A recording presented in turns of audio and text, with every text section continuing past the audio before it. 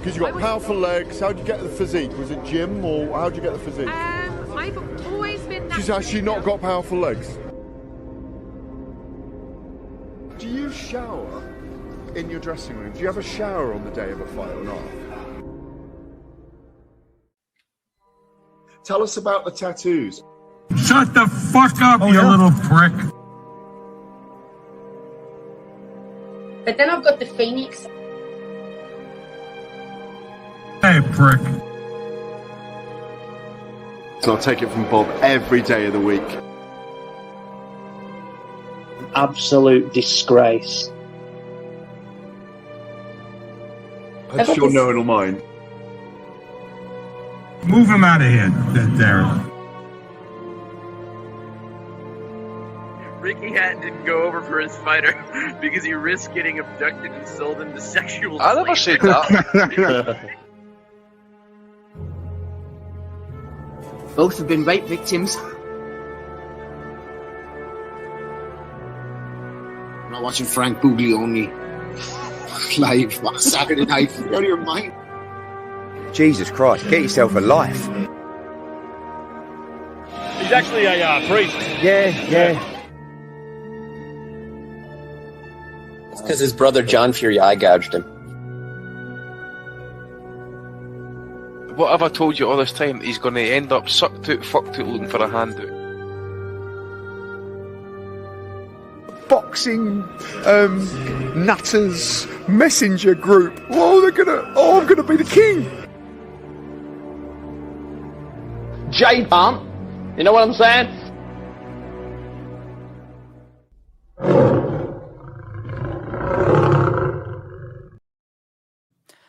Welcome, everyone, to the Triple Fives. Yes, that is the 555th edition of the Boxing Asylum Nuthouse, second edition of 2024. We've got a couple of fights to discuss. We got a clubhouse leader for Fight of the Year as well. But I think the main thing on everybody's minds is the fact that it seems like the stage is set to finally see Artur Beterbiev against Dmitry Bivol following his 7th round demolition of Callum Smith last night from Canada.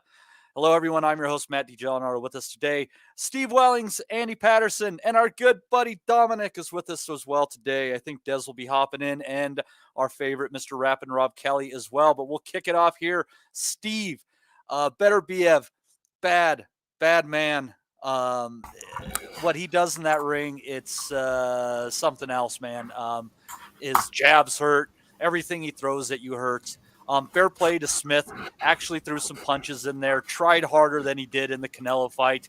But, man, did it end horribly for him. 7th round stoppage. Going down twice. Going down for the first time in his career. Setting down again. Rough night for Smith. Beterbiev, man, he's just doing what he does best. Yeah, I think Smith was exonerated for the Canelo fight. Actually, you mentioned it there. He didn't try in that fight. He tried in this one. And look what happened. You might as well not try, I think, is the moral of the story. In the words of Homer Simpson, the moral of the story is never try. Exactly, man. But you mentioned Beterbiev's power. I could feel those shots at home. He is a beast. We all know that. And Smith, I don't think he could get Beterbiev's respect. When you've got nothing to keep him off you, he's just going to keep rolling forward all night. He's a lot more patient, Beterbiev at times now, just stands off, does his thing. He knows he's a little older. The body's a little slower to recover. He steps in behind that beautiful jab, just lets it dictate. And Smith, he threw a few shots. I thought his legs were a little bit wonky, like spaghetti early on before a punch had even been thrown. He landed some good body shots in there. The left hook, Buddy McGirt was calling for that. The odd left hook to the head as well. But he didn't really commit to anything. And for good reason. Beterbiev, he shortens up those shots. They're just coming in, bang, bang, 6 inches, 8 inches. They come so quickly, and that's what did for Smith ultimately. He got caught in the exchanges by the one you don't see coming.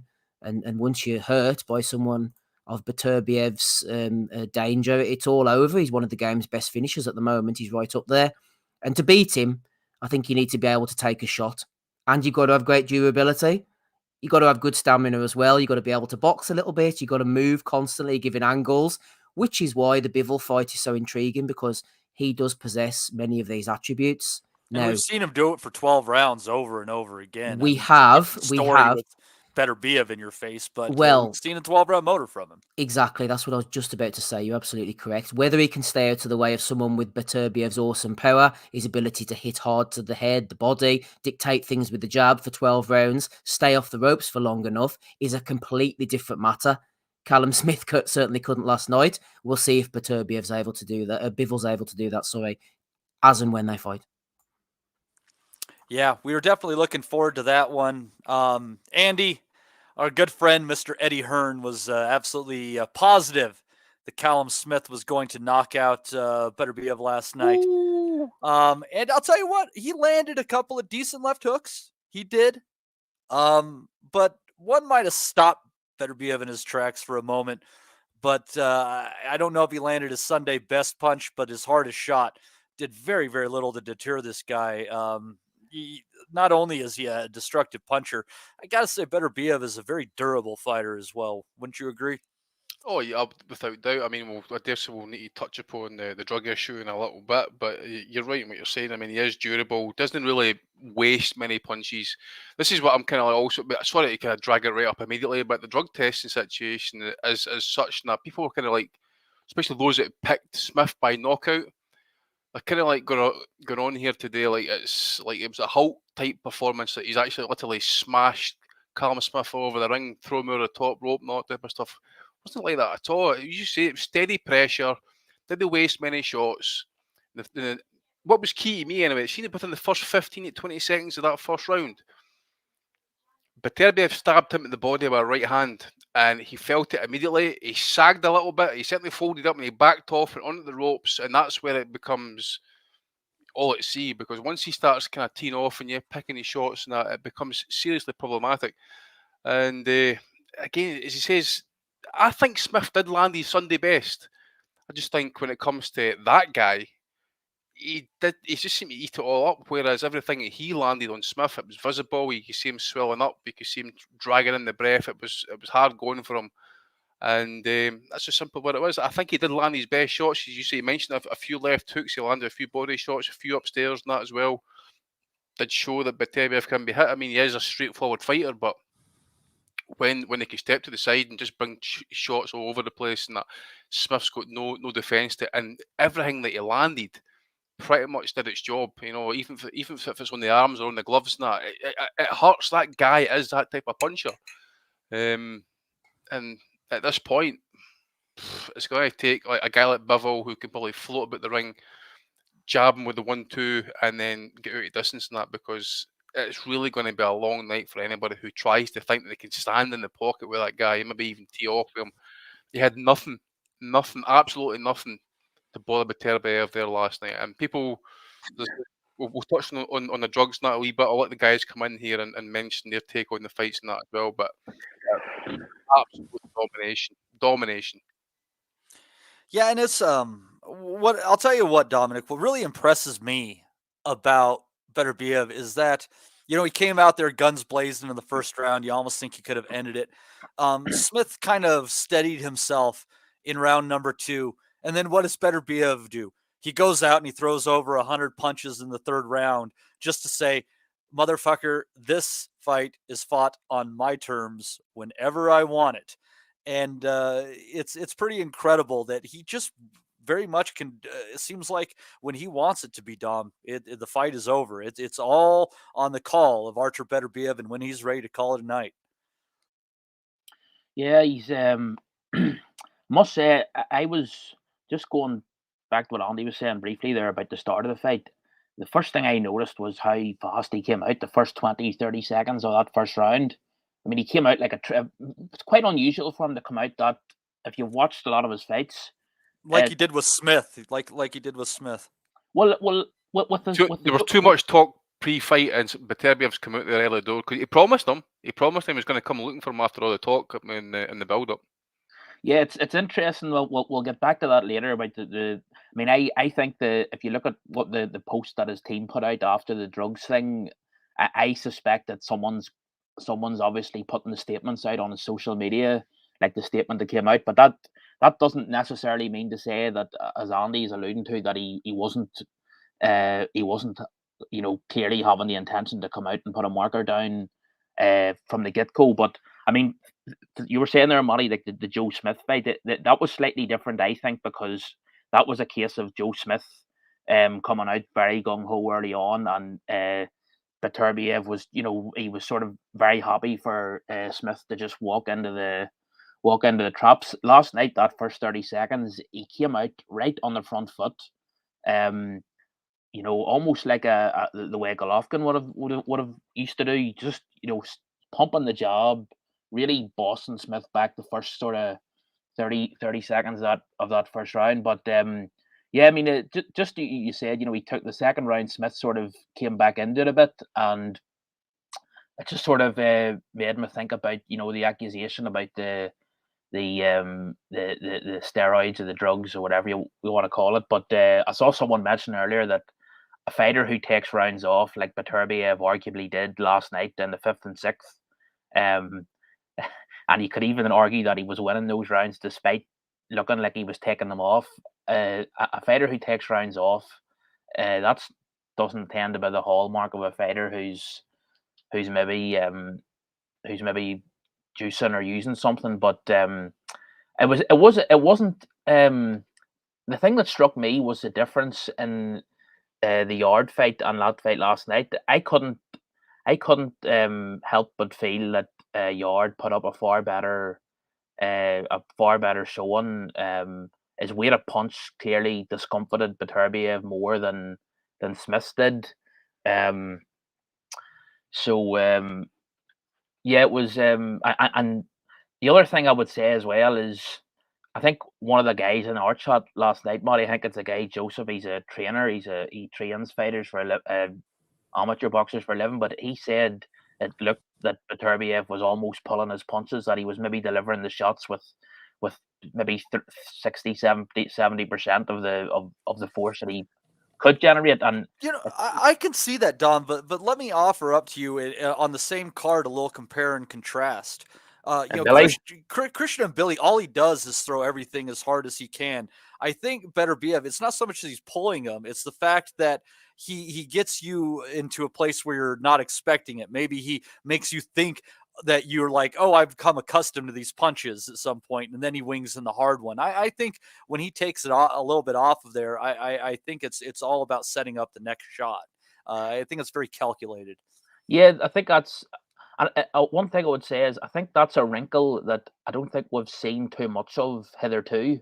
I think I don't really recall him, showcasing that sort of offensive subtlety up to this point. But what I was going to say was that if you compare to the Yard fight, which was a brilliant fight, there was half a dozen different occasions in those 7 and a bit rounds where there was a memorable sort of exchange for both guys on the ropes. And if you try and remember back, Beterbiev was hitting Yard. He was putting everything into those shots because he knew that he had to detain Yard. He sensed his sense in there that night was that, Yard was that game and that bullish that he had to hit him with as much as he could muster. Whereas last night, I felt that he was just, as you say, he was content to mix up the force and mix up the velocity. So it's maybe that's just a sign that he was less bothered by what was coming back. But yeah, I'll let Des come in here and see what he has to say. Yeah, Des, there's a lot to like about Beterbiev. I mean, he's a guy who's approaching 40. He's not the fastest fighter of hand or foot, but every movement that he makes has purpose, and he doesn't really waste anything, as has been said before. He's a cold, calculated fighter with hands like fucking toasters. I mean, it has got to hurt like nobody's business when you take a right hand from that guy, and the jab too. I mean, that jab is a big reason why Smith was so busted up. Well, Steve touched on something 5 minutes ago, that everything Beterbiev throws is short. He's very tight. He's very compact. He seems to get, if you can imagine his midriff, he seems to get that centre of everything he does. So he never reaches. He never overextends. He's in complete control all the time. His balance is brilliant. Joe like Kennedy a good said golf something- swing, like a good golf swing. Like a Everything good is golf rotated swing. around the core. Everything's around It's the core. all around. Everything comes off the trunk. Exactly right. And Joe Kennedy said something yesterday, and it made me really I had to think about it. I had to watch it, and I've watched it a couple of times today. Beterbiev's feet are brilliant, and he shuffles along, and he's got really good balance, really good proprioception. I've got to tell you, this is no surprise though, because now someone in the chat, or one of you lads might correct me, but he got beat by Usyk in 2012, and he got beat by the Chinese fella in 2008. So he was beat. He went to 2 Olympics and got beat by 2 gold medalists. He's also won the Worlds, and he's won 2 Europeans, and he also won the Amateur World Cup, which was something they floated in 2005 to 2009, and it included the Americas and the Eastern European and the Cubans. It was as good as any Olympics or Worlds. He's won that as well. Wasn't that kind of a precursor to the 5-round thing that they do? That was the first one. Correct, Matty. That was the first one they tried. Now, tell you how good that was. I don't think any country in the Commonwealth sent their kids to that event. So, and he won it. So this guy is a serious athlete. He's a serious boxer. What he's done in the pros, he stopped Tavoris Cloud in 2 rounds in his 6th fight. He won a version of a world title, I think, in his 13th fight. We're looking at He stopped Campillo too, who was still a good fighter at that time, who definitely got robbed against the aforementioned Cloud. Correct, and we always look back at, say, when DeGale and Groves fought each other for a British title, and I think they had a dozen fights between each. So when Beterbiev fought Gavodnich, there was only one had 15 fights, one had 17 fights. So these guys weren't overly experienced, but they still had an elite class fight between them. This guy is the real deal. He's a real special fighter. I kind of got off on a tangent here because I'm so enamored by him. But what Steve said about the short punches, the tight guard, everything's simple, everything's in range. What he does, Beterbiev, he presses all the time, and it takes people into an uncomfortable position because they have to fight back. And what he does, he enforces pressure on you, and it's a suffocating process. And we saw it yesterday with Smith. He was popping out jabs and throwing shots that he probably didn't want to throw. He wasn't in a good place to throw them shots, but he had to throw them, and that becomes predictable. And Beterbiev was catching Smith with right hands over the top, or he was throwing the right hand and snapping back with a horrible jab. He's a heavy-handed guy. He's a puncher. He knows how to go looking for you. If he gets you in trouble, he's controlled enough to know how to keep you on the hook. And that's something you said a bit earlier on. Well, I think Dominic said it. Not every punch has to hurt. Not every punch is a power punch. Well, I think that comes back to that discipline that coming through that Russian amateur boxing system where it's all about discipline. And someone mentioned about Bivol. It's going to be really interesting with Bivol because we've had a few conversations about Bivol the last few weeks. The one thing Bivol doesn't like doing is coming out of a comfort zone. It's been said a few times. Beterbiev will definitely take Bivol out of a comfort zone. It'll be very interesting to see that, and it'd be interesting. Sorry, Matt. It's been interesting to see Des if because as I maintain that first right hand that Beterbiev landed to Smith's body in the first 15 to 20 seconds of the first round was telling. It instantly had an effect on him. It would just be interesting as well as what would Bivol do in a situation like that. I think it's caught early. Be interesting to see what would happen because at some point you have to stand and trade. At some point because he needs to stick and move. I think for most of the fight, but at some point. Fighting a guy like that who it takes a lot to shift him, takes a lot to deter him. You're going to have to, I think, at some point, stand in the pocket with him. Well, something with Matty. Ames asked me to. Ames couldn't get his head around it, and I understand that because against Lyndon Arthur, he refused to come out of a comfort zone. He refused to come out of first gear. I'm talking about Bivol, Andy, and I kind of made the point that. He's had a lifetime of doing everything in a comfort zone. And as you rightly said, Beterbiev's going to catch him with shots. that he's never been caught with. He's going to suffocate him. He's going to put him under a pressure that he's not used to being put under. And let's be clear, Bivol's an elite fighter himself, but I think Beterbiev offers a different type of pressure. Look, we've seen really good kids come from this region. We've seen Usyk, we've seen Bivol, Kovalev, Glavotinich. We've seen kids come from this region in recent years. Beterbiev is everything you want. He's mysterious. He's got mystique. He can punch. He believes in his toughness. He goes looking for you. He'll take one to give one. I think the best fight in boxing today is Beterbiev and Bivol. 100%. And I really am interested, because I know how good Bivol is. I'm not downplaying him, but I'm really interested to see if Bivol's got the answers to Beterbiev's questions. And Beterbiev's the only guy that can ask him them questions, I think. The ring size would be an interesting battle between Bivol and Beterbiev before anything else. Folk were saying that ring was tiny last night, some people thought. 18-footer. But it was 18. There we go. The ring was tiny because they lost the purse bid, and that's what happens. Obviously, when you lose the purse bid, you cede control over all those sort of. But of course, 18 foot. It reminded me, Andy, of when I first turned on the TV to watch the Frotch Groves rematch at Wembley, and I saw the ring. You remember Frotch and Rob McCracken MBE had the ring absolutely tiny for that rematch because they didn't want Groves moving around him like he did in the first fight. But of course, the Smith team, when the word broke that the ring was going to be small last night, they were all saying, "Well, no, this plays right into our game plan.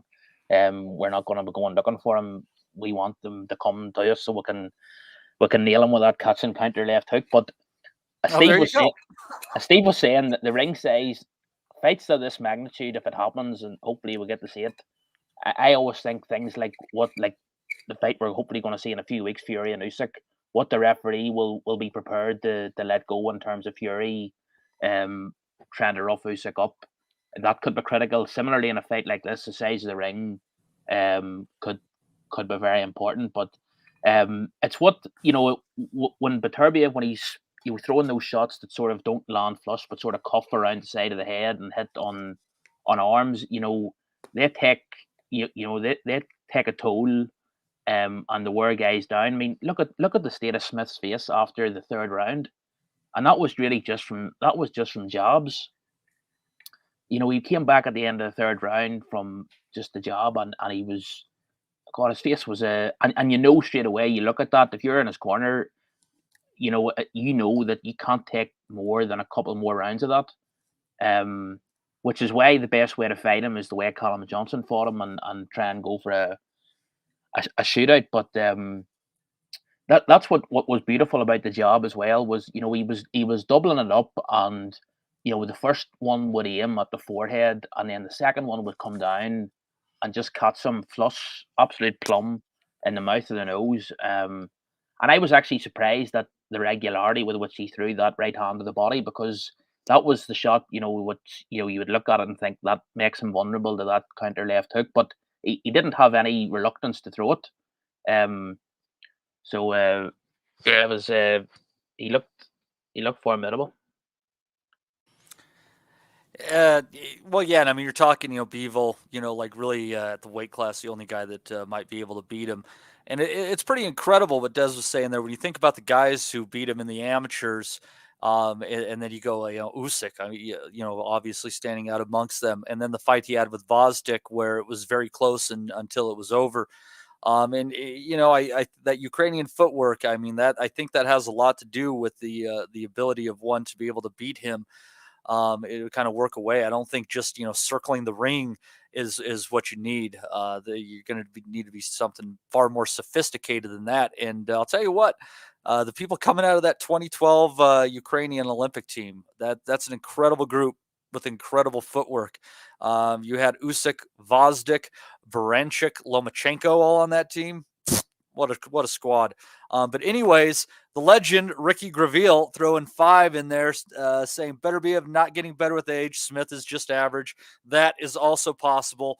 The other legend in here today with us, and you go ahead and take yourself off mute there, Mr. Jason Chukwu. You are not only awake, you are here live with us to discuss the fights. How are you, sir? Can you hear me? I can't hear you. Yeah, I mean, I actually watched the card live, you know. Obviously, work shifts, you know, funny people doing funny stuff, but I'm not here to talk about that. But yeah, like, Beterbiev, he looked good, you know, as he's been doing since because I've been watching him since the Forest Cloud. He looked good, you know, the jab, knows how to cut the ring off and everything. But yeah, Smith's never been a banger as well, so he was always up against it. But I gave Smith the first 2 rounds, but like, even the body shots he was throwing, like Beterbiev just talking about. Yeah, Beterbiev, he's a great fighter. I do have a theory, you know. I was just watching, looking at his acne on the back, and like, I think he's on steroids. But you know how boxing is; everyone's on steroids. You know what I mean? Like AJ's on steroids, Holyfield's on steroids. So, you know, it's all about seeing who's got the best shoes. But regardless of the steroids, Beterbiev knows how to cut the ring off. So even against Bivol, I'm making the favourite. So, like you lot are saying, he's a good fighter, but I don't know who would beat him. That's the thing. It'll be tough. Obviously, I'm going to be biased and say Adonis would have had a good chance, but even then, it's like Beterbiev's like he's a tough guy. You know what I mean? So yeah. But speaking of steroids, I mean, you can just tell who's on steroids and who's not. Like Kovalev, he went on steroids. He was just drinking Russian meat. But yeah, I just think Beterbiev, he's on the shit in it. But like maybe I'm thinking too much in it, man. Yeah. I don't know, man. It's a good chunk of them are, a good chunk of them aren't. You know, some get caught. But even with the steroids, that doesn't take away from his skill. That's my point, isn't it? So like, you can take all the steroids you want, but you still can't accomplish what he's accomplished. Yeah, that's what I'm saying. So, but like you lot are saying, the Eastern Europeans, I mean, like they're just amazing. I was having a theory, because I'm just thinking, much like they definitely brought white guys back into boxing. So like they're holding it down for you, like definitely. So. Yeah, man. Shout out to them, man. I'll tell you, I can't remember if Beterbiev is a Muslim or not. For some reason, I think he is. I mean, but you know, that combined with that Russian discipline, that level of discipline can make you a hell of a fighter. Yeah, I mean, because you're definitely going to put the work in. There's everything about those ideologies is about putting the work in. Yeah, because what they do in Eastern Europe, they like I think they do boxing in school. I think something like that. So yeah, like. And because it's not like they don't have like a drinking culture that they have like in the UK. The discipline is like thorough and stuff. So and they do it from young as well. Like even he was the heavyweight. I can't remember his name. I think it's Hergovich. Whatever. He jumped in boxing like 18, but even then, like even though it's kind of late to like kind of jump in, like even he's disciplined as well. So just that part of the world. It is what it is.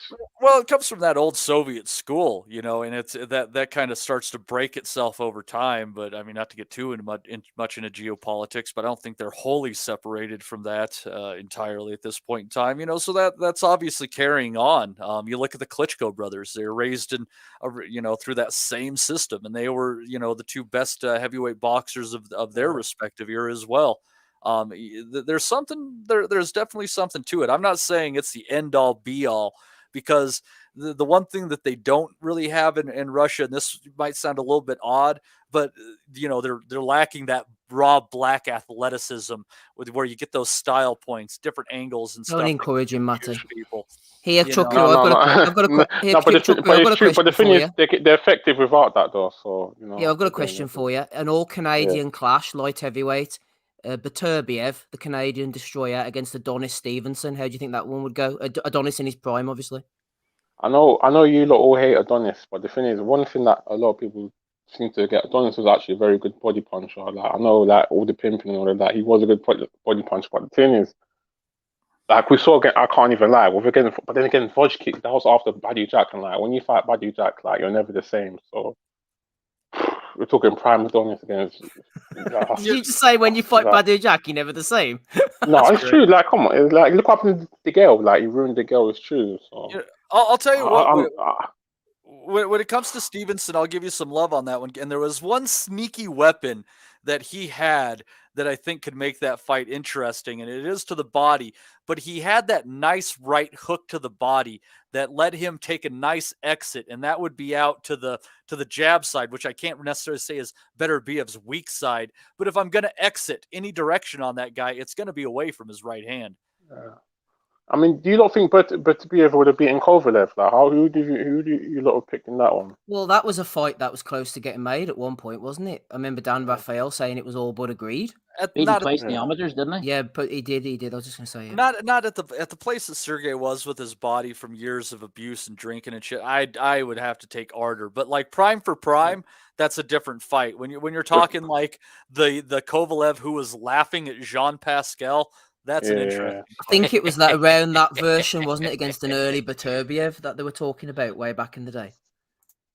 Can I ask, because you lot always like Sean Hearn, but like I'm starting to see a couple of things, because I've seen a Cole even Bawatsi leaving, and like even that I can't remember Dinyar Ulesanov, like he retired, didn't it? Like, and apparently I read an interview where he said that Hearn what he'll do, he'll offer him £100,000, but he won't extend the money even if they're fighting like big names. And like, what's going on with Hearn? Does he do fuck shit with the money? Like, I'm just wondering. Like, I don't know. I'm not sure about that. That Ulesanov guy was a good guy. Like, I used to see him on the card, but like, he's just non-existent. He wasn't exciting, was he? And he come back in Russia a few weeks ago because I watched his fight, so he's back. Oh, is it? Yeah, because I was looking at Box Record. I didn't even update it, but yeah, I'm watching React Poor Massey from like 2019 now. I'm just coming back into boxing because I'm just out the loop. Like, I'm just watching old fights. I'm like, I was even watching a Frampton fight against Tyler McCreary yesterday, innit? So just. Yeah, but I'm like 5 years behind, innit? So really, truly. But the thing is, like, that's why I like watching the Sky card. If you get to 2020, let me tell you, if you have a way to like skip 2020, just go ahead and do that. Because if you missed out, it was shit. I'm going to watch the Jake Paul card next, innit, as well. So yeah, against Chuckwy's like Father Jack. He wakes up every 6 years or so. Yeah. What was I going to say as well? What's going on with Sky? Like, it's not the same. Like, even like this card now, they're not even repeating it in full. Like, they used to have repeat the card and it'll be on the Skybox for like a week, on Sky Go. Thank but they're the not Lord even doing that. They didn't show the full card, man. Yeah, they're not doing that. Like, but I just caught it. But what do you lot think about that Imitative guy? The guy I think he's got 5 fights. What do you lot think about him? He's another one of them guys from the Eastern Bloc. Like, he's Katayev? Yeah, he's good. Me and Andy are on that train. Yeah, Katayev he's also known as a VPN fighter these days. Actually, went from Russian to Australian in 3 seconds. Was he that bad on the undercard last night? Yeah, he's a bad dude. Like, yeah, he's light heavyweight, isn't he? Yeah. Yeah, he looked. We were talking. A few of us fellas were talking about it. I think myself and Joe Kennedy were talking about it. That I mentioned him last week. He looks solid as a rock, doesn't he? He needs better opponents. That's the only thing. That guy last night was a third replacement. They had 2 Mexicans lined up who both pulled out. You can see why. That guy was near 400 and BoxRec, the Polish fella. They just had to get somebody in the end. It was a good job they stopped it when they did, Steve. That guy fought Ben Whittaker, I'm sure, in the amateurs. Yeah, I didn't even know that Callum Smith left Joe Gallagher. Like, I didn't even know that was going on. Like, I had no idea. I didn't even know Adam Smith's not with Sky anymore. Like, I'm like, rah. Is this what's going on? Like? Hey, you're Jason. More than welcome to stick around with us. But if you want, go ahead and mute real quick. I'm going to hit this super chat and hit this topic real quick. I tell you who else he beat, by the way. That was Julio Cesar La Cruz. That's another one who he beat. There's a lot of them Julio Cesar's about. Michael M. tossed in $4.99, said, set the alarm for the fight. Beterbiev is something else. Scary man. Enjoy the analysis all. Keep her lit. Any thoughts on Dwyer calling a no contest? What the fuck? Is he talking about Dwyer, the betting guy? Must be. Yeah, must be. I don't know. I've never watched him. I don't know. Michael, go ahead. And if you could just put a follow-up in the chat on what that is. And I think you might be talking, maybe Dwyer was talking like Beterbiev in the first knockdown. Clearly, when Smith was going down, hit him right in the back of the fucking head. I didn't go back to see that. I thought you meant no argument. You're talking about DQ. And if that's what Dwyer was talking about, depending on it's not no contest, then it'll be a DQ. If that's what he's blaming for the back of the head shot, then that'd be classed as a DQ. It would actually go on. It would actually be depending on whether they called the foul flagrant or not. If they just said he was in the process of going down, he was throwing a punch at the same time, then they could just maybe call a no contest on that. But they probably would have gone to the cards. I didn't spot it, but a concerned fan spotted it in the audience. This guy at ringside noticed it all going. That Eddie who said he was going to knock him spark out with a left hook. Evening, Eddie. Sorry, I couldn't resist. Oh shit! Oh hey, look who's in the background there. Heard J.K. Rowling. See her there. No, that's Helen Mirren. The Is it Jason Helen Moloney Mirren? was So it fighting. is. So it is.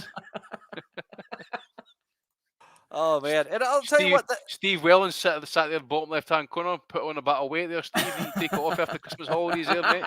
Look at that. You're a bit chubby there, look, mate. He's got more hair than me. Yeah, well, apparently you have to consume more calories. Is that a trade you really want to make, Steve? No. So, the mention of Mirren and Moloney, that's a good segue here. I think I want to go into that fight next.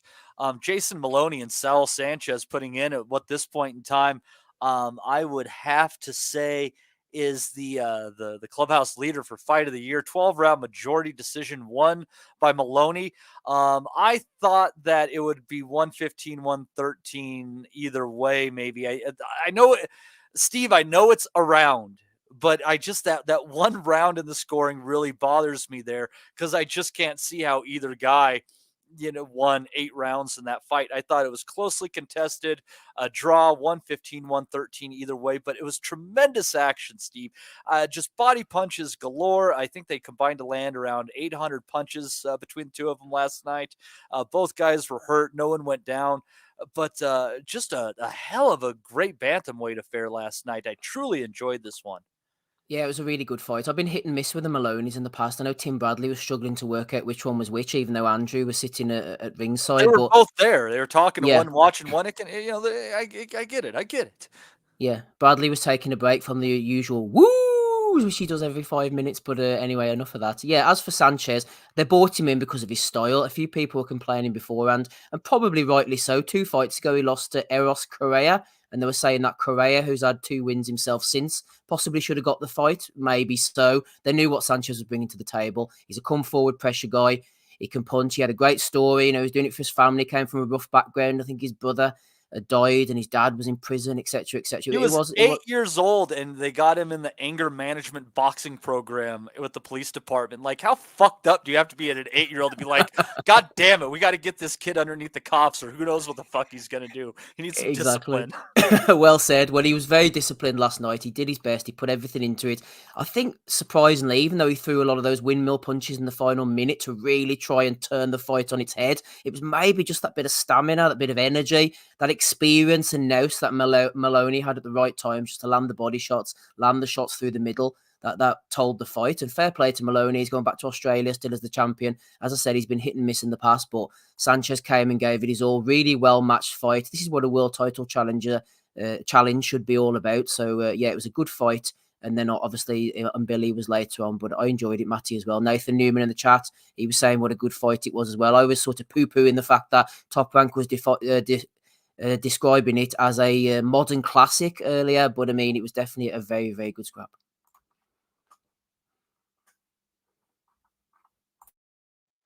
Hagler Mugabe, Steve, Hagler Mugabe. Yeah, I did see somebody comparing it to Hagler Mugabe, which it was a good fight, but I don't think that quite adds up, with the different circumstances and that. But each their own. If that's the way Matty wants to describe it, this gentleman, then it's up to him. I thought Moloney lost, and there should be a rematch. Ooh, there you go. Tell us more, Andy. I don't know where Matty's disappeared off to. I was on mute, but well, just as you unmuted this, I'll just wait to start. So I'll just briefly state that it was a close fight. I did think Sanchez was, I'm not going to say a wide winner, but I thought he won it purely on the fact is both guys were landing shots, obviously, in that. But I think the exclamation mark on some of those punches, visible effects that where Sanchez landed on the punches on Moloney, but the punches that Moloney was landing in return wasn't really having the same visible effect for me in terms of that. So I just think the better quality of shots was coming for Sanchez and probably just done enough to shade the fight. So that's the reason why I say maybe a rematch. And most of the comments I read as well. Most of the comments I read as well said Sanchez won. So I don't know. Well, Andy, I had a fiver on Sanchez, and I thought he just nicked it. But I thought kind of differently from you. I thought that Moloney was landing oftentimes the more eye-catching work, but Sanchez oftentimes was just working more and was landing enough just to edge the rounds. Like there was a good number of swing rounds in there, Andy, and I could see it going either way. Obviously, I wanted Sanchez, so I could have gotten some of that 3-1 action, but it didn't happen. But I want a rematch too. I actually favor Moloney in the rematch just because I think he's a bit sharper, better boxing brain. I'll definitely go back and watch it. As I said, I didn't really watch it too closely. There was a lot of action in that fight, to be fair. So I take it as well. You could swing the rounds, no doubt about it. But yeah, as I say, I think the styles did gel pretty well. And as I say, there's no doubt a rematch would probably be something similar as well. So I'm all in for that one. Like, Des, let me ask you there. That fight, the problem with bantamweights is oftentimes they're just not big enough to knock over the other guy. Is that one of those fights where it took a couple of fights off of each guy's career? Yes, but I think particularly in Moloney's case, he's at the right age where you can afford to have that happen to him now. And he's been beaten by Inoue, got beaten by Rodriguez. So I wasn't quite sure how it was gonna go down, but I was told the fight was worth watching. I watched it, and the styles really did gel. I can see how people could have Sanchez winning. It was one of them fights, and you've only got to have 2 or 3 rounds go a certain way, and it's a big swing. I thought Moloney just nicked it. I'm pleased for him as well, because like I say, the other side of 30, he can afford to be in these type of fights now, because I don't know how long he's got left. And it does show there's life after a Inoue defeat, doesn't it? As long as Inoue is not in the division and you're not trying for his championships. Yes. Sometimes when a monster beats you, that can sometimes be negative. Like, I'm not quite sure if they're going to recycle Smith. I'm not quite sure where Anthony Yard goes now. I'm not quite sure where after Deontay Wilder, where does Dominic Breezdale go? Sometimes when a big punch just puts you out, it can sometimes be the end of the road. So I'm kind of pleased in that respect that Moloney's come back and won a world title. Absolutely. You got to give credit. You don't oftentimes see fighting brothers who are both capable. So fair play to them. If they do have a rematch, I'd kind of like to see it be in Australia. He is the champion. Why not bring it home? And they throw that one on the telly in Oz. I think you'll get a few more fans out of that for sure. And to spin it another way, Matty, you asked a question. Do them sort of fights put a lot of miles on the clock? Yeah, perhaps they do, but they can do that again, and that's probably a payday they weren't expecting at this time of his career. So I think they could be good for each other. Yeah, I think everybody's willing to see that dance again. Dom, I think Desi's right, actually. I think see if that fight is in Australia, by the way, I think that would be quite a decent atmosphere, actually. With those two styles, with that type of action, I think that gets the fans going. Like that, they would be well up for that one. It could land on the Lomachenko Kambosos undercard, which has just been announced for May, I think. No shit. That's right, Matty. That's just been announced. Well, not confirmed, but it's pretty much as good as. I think it's in May. I highly favor Lomachenko in that fight. Think it's actually a fair bit of a mismatch. It's at 135. Kambosos is dead at the weight, man. Yeah, man. Lomachenko's gonna have to follow the Maxi Hughes blueprint. Yeah. But Dom, I'll tell you what, that fight, it would be fun to see again for sure. What did you think of the scoring? And what did you just think of the fight in general? That was a heck of a good fare for a Saturday night or a Sunday morning, as it may be. Yes, it was a very good fight. And in general, the card itself, I thought just briefly was very, very good. On the scoring, I agree with what you said, Matty, that 116, 112 either way was out. I think 7-5 either way or a draw would have been legitimate. I actually thought Sanchez edged it.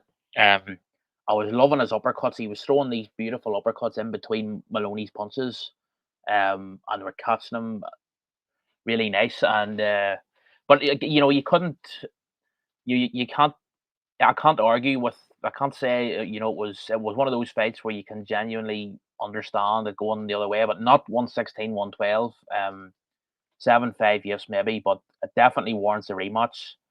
And it would be a great appetizer for Lomachenko Kambosos. But the other bits and pieces where Steve probably touched on it, Wilkins, Mathieu, I didn't see that, but I'm hoping to catch up with it. I don't think it was on the televised portion of the card. He won a decision, so I'm hoping to catch up on that in light of what Steve's been saying about him. The other fight, me and you were talking about it, was Mbilli, who was in against a insanely tough Aussie, another insanely tough Aussie, Rohan Murdoch. I felt it could have been stopped a few rounds earlier than it was. I was glad it was stopped when it was, but like you, I wasn't as impressed with Mbilli as some others. He's definitely exciting, but as we were saying, he tends to throw every single punch with the same force. He doesn't mix up the. It's sort of a pity because as I was saying, he does very well from head to body, but because every shot is the same force and the same tempo and everything, it sort of blunts the effect of the change of the switching between head and body. So he sort of undermined himself a bit, but I can't see Canelo fighting him, to be honest with you. I think Canelo has. Nah, he'll drop the belts when he won't bother with him. No, he won't bother with that. We'll be lucky if we get Canelo against Benavidez, but Morel against Mbilli would be a good shootout until Morel caught him. I think Morel would make a. I think Morel would. It would be because Mbilli's as tough as he is, Steve. He would hang about definitely, but he'd look stupid. He would make him look stupid. The way he gets not only just the fact that all he throws is a fastball and he has no off-speed shit really. He gets very, very square when he's throwing against the ropes. A guy like Morel, who is calm under pressure and can find those openings, he's going to welcome him right in and he's going to pick him off. Didn't Gongora hurt him with a shot like that at one point? I think Carlos Gongora hurt him, didn't he, on one of the Eye of the Tiger fights? Possibly. Yeah, I think he was hurt in one of those fights, wasn't he? Mm-hmm. Here, Matty, just in case I forget, actually, by the way, we learnt something during, I think it was Moloney Sanchez, ESPN giving us all the information here. Mark Nelson's middle name is Gustav, apparently. So I thought that was quite interesting information for you there, Matty. Not really sure why they put that up. That kind of stands out like a store thumb in that fucking name there. Mark Gustav Nelson. Never seen that before, have you? Yeah. I'm 1/3 Czechoslovakian, and just the rest is just fucking plain Jane British Isles. There you are. Yeah, interesting enough. Yeah, I would like to know more of these things and potentially social security numbers as well. That's all the information you can, right?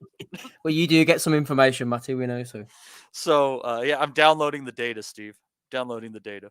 So that and honestly, I don't know. Des, what are your thoughts on Mbilli? You have a pretty good boxing brain. Are Dom and I being a bit too harsh on him, or are we maybe ahead of the curve in picking out somebody who's just waiting to get picked off? He's not done much wrong at the moment, is he, Mbilli? And something, I mean, Dominic said that Moloney and Sanchez could find themselves in Australia. But with what they're doing in Saudi at the moment, trying to pull in as many corners of the world in and trying to attract as many eyes as they can on their product, don't be surprised if you see Mbilli, who represents France, which is quite unique in itself, having a boxer from France, and Moloney, who's an exciting world champion from Australia. They've got a uniqueness about them guys. Don't be surprised if they're in the right place at the right time and they find themselves boxing in Saudi as well. That could possibly happen for them. Des, with the money they're throwing around, I wouldn't be surprised even if any of us on this podcast ended up boxing in Saudi Arabia. I think all things are possible. Well, there's a uniqueness about them guys, isn't there? I mean, we know that the big players in boxing, whether it's America, South America, Europe, but these guys offer quite a uniqueness because France doesn't have many exciting, tough world champions. Australia don't have many world champions, but when they do have a champion, they're normally very exciting. So I wouldn't be surprised if they are pulled in to the Saudi thing, and that'd be good for them. And it kind of goes back to what you asked me earlier.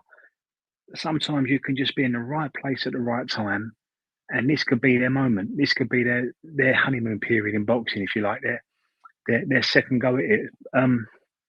You asked me about Mbilli. I don't know an awful lot about him. I like the kid. I like his style. He will get caught out. He will have to polish it up a little bit. But sometimes we want an awful lot from fighters, don't we? Now, he's an exciting fighter. He's a puncher. He's got a good record. It's quite unique having that type of fighter from France. I think we should probably just enjoy Mbilli until someone catches him out. But I don't quite know if we're going to see a better version of Mbilli now. I think this is what you're going to get. And that's not to say that he's a bad fighter. It's just we might be trying too hard to make him something he's not. I think that's fair. I think the problem with a lot of with boxing fans in general, I mean, and there are people that just get into the hardcore science of it, love to just see guys box for 12 rounds, cutting angles and shit. But a lot of people just really want to see people go in there, throw in a lot of punches, throwing hard. They want to see shootouts. I think we all do, while still respecting, the sweet science of it. So a guy like Mbilli, obviously people are going to want him to do well because they're going to want to see fights like that. They're going to want to see somebody that's throws the way that he does. He's a freaking machine. But unfortunately, as we know, I mean, there's a lot of risk that goes into that. Number, you'll probably get caught. And fighters that fight like that generally have a pretty short shelf life as well. And I think, Matty, I agree with everything you just said. But something we don't hear a lot of anymore, and something perhaps that's maybe taken a back seat in boxing, is the importance of matchmaking. And perhaps in the 80s, when you had a Mbilli, you'd have got him selling tickets, you'd have got him attached to a network. France has got a big population, and you'd have navigated him for 8 or 9 fights and then got him the real big one.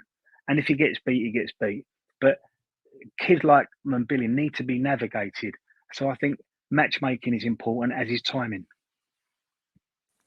See, the fight that I would really like to see at 168 is Mbilli against Benavidez. I think that they're just, it's entirely complementary. And even though I can see each fighter doing well for their own reasons in other fights at the top of the division, I don't think that they necessarily have what it takes to exploit the other one so much, as it will just be a blend of styles and who folds first.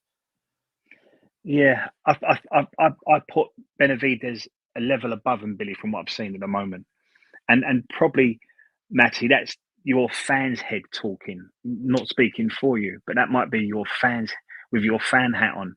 But if I was managing Mbilli, I'd probably keep him in. I'd do what Warren did with Calzaghe to a degree. I'd keep him in France.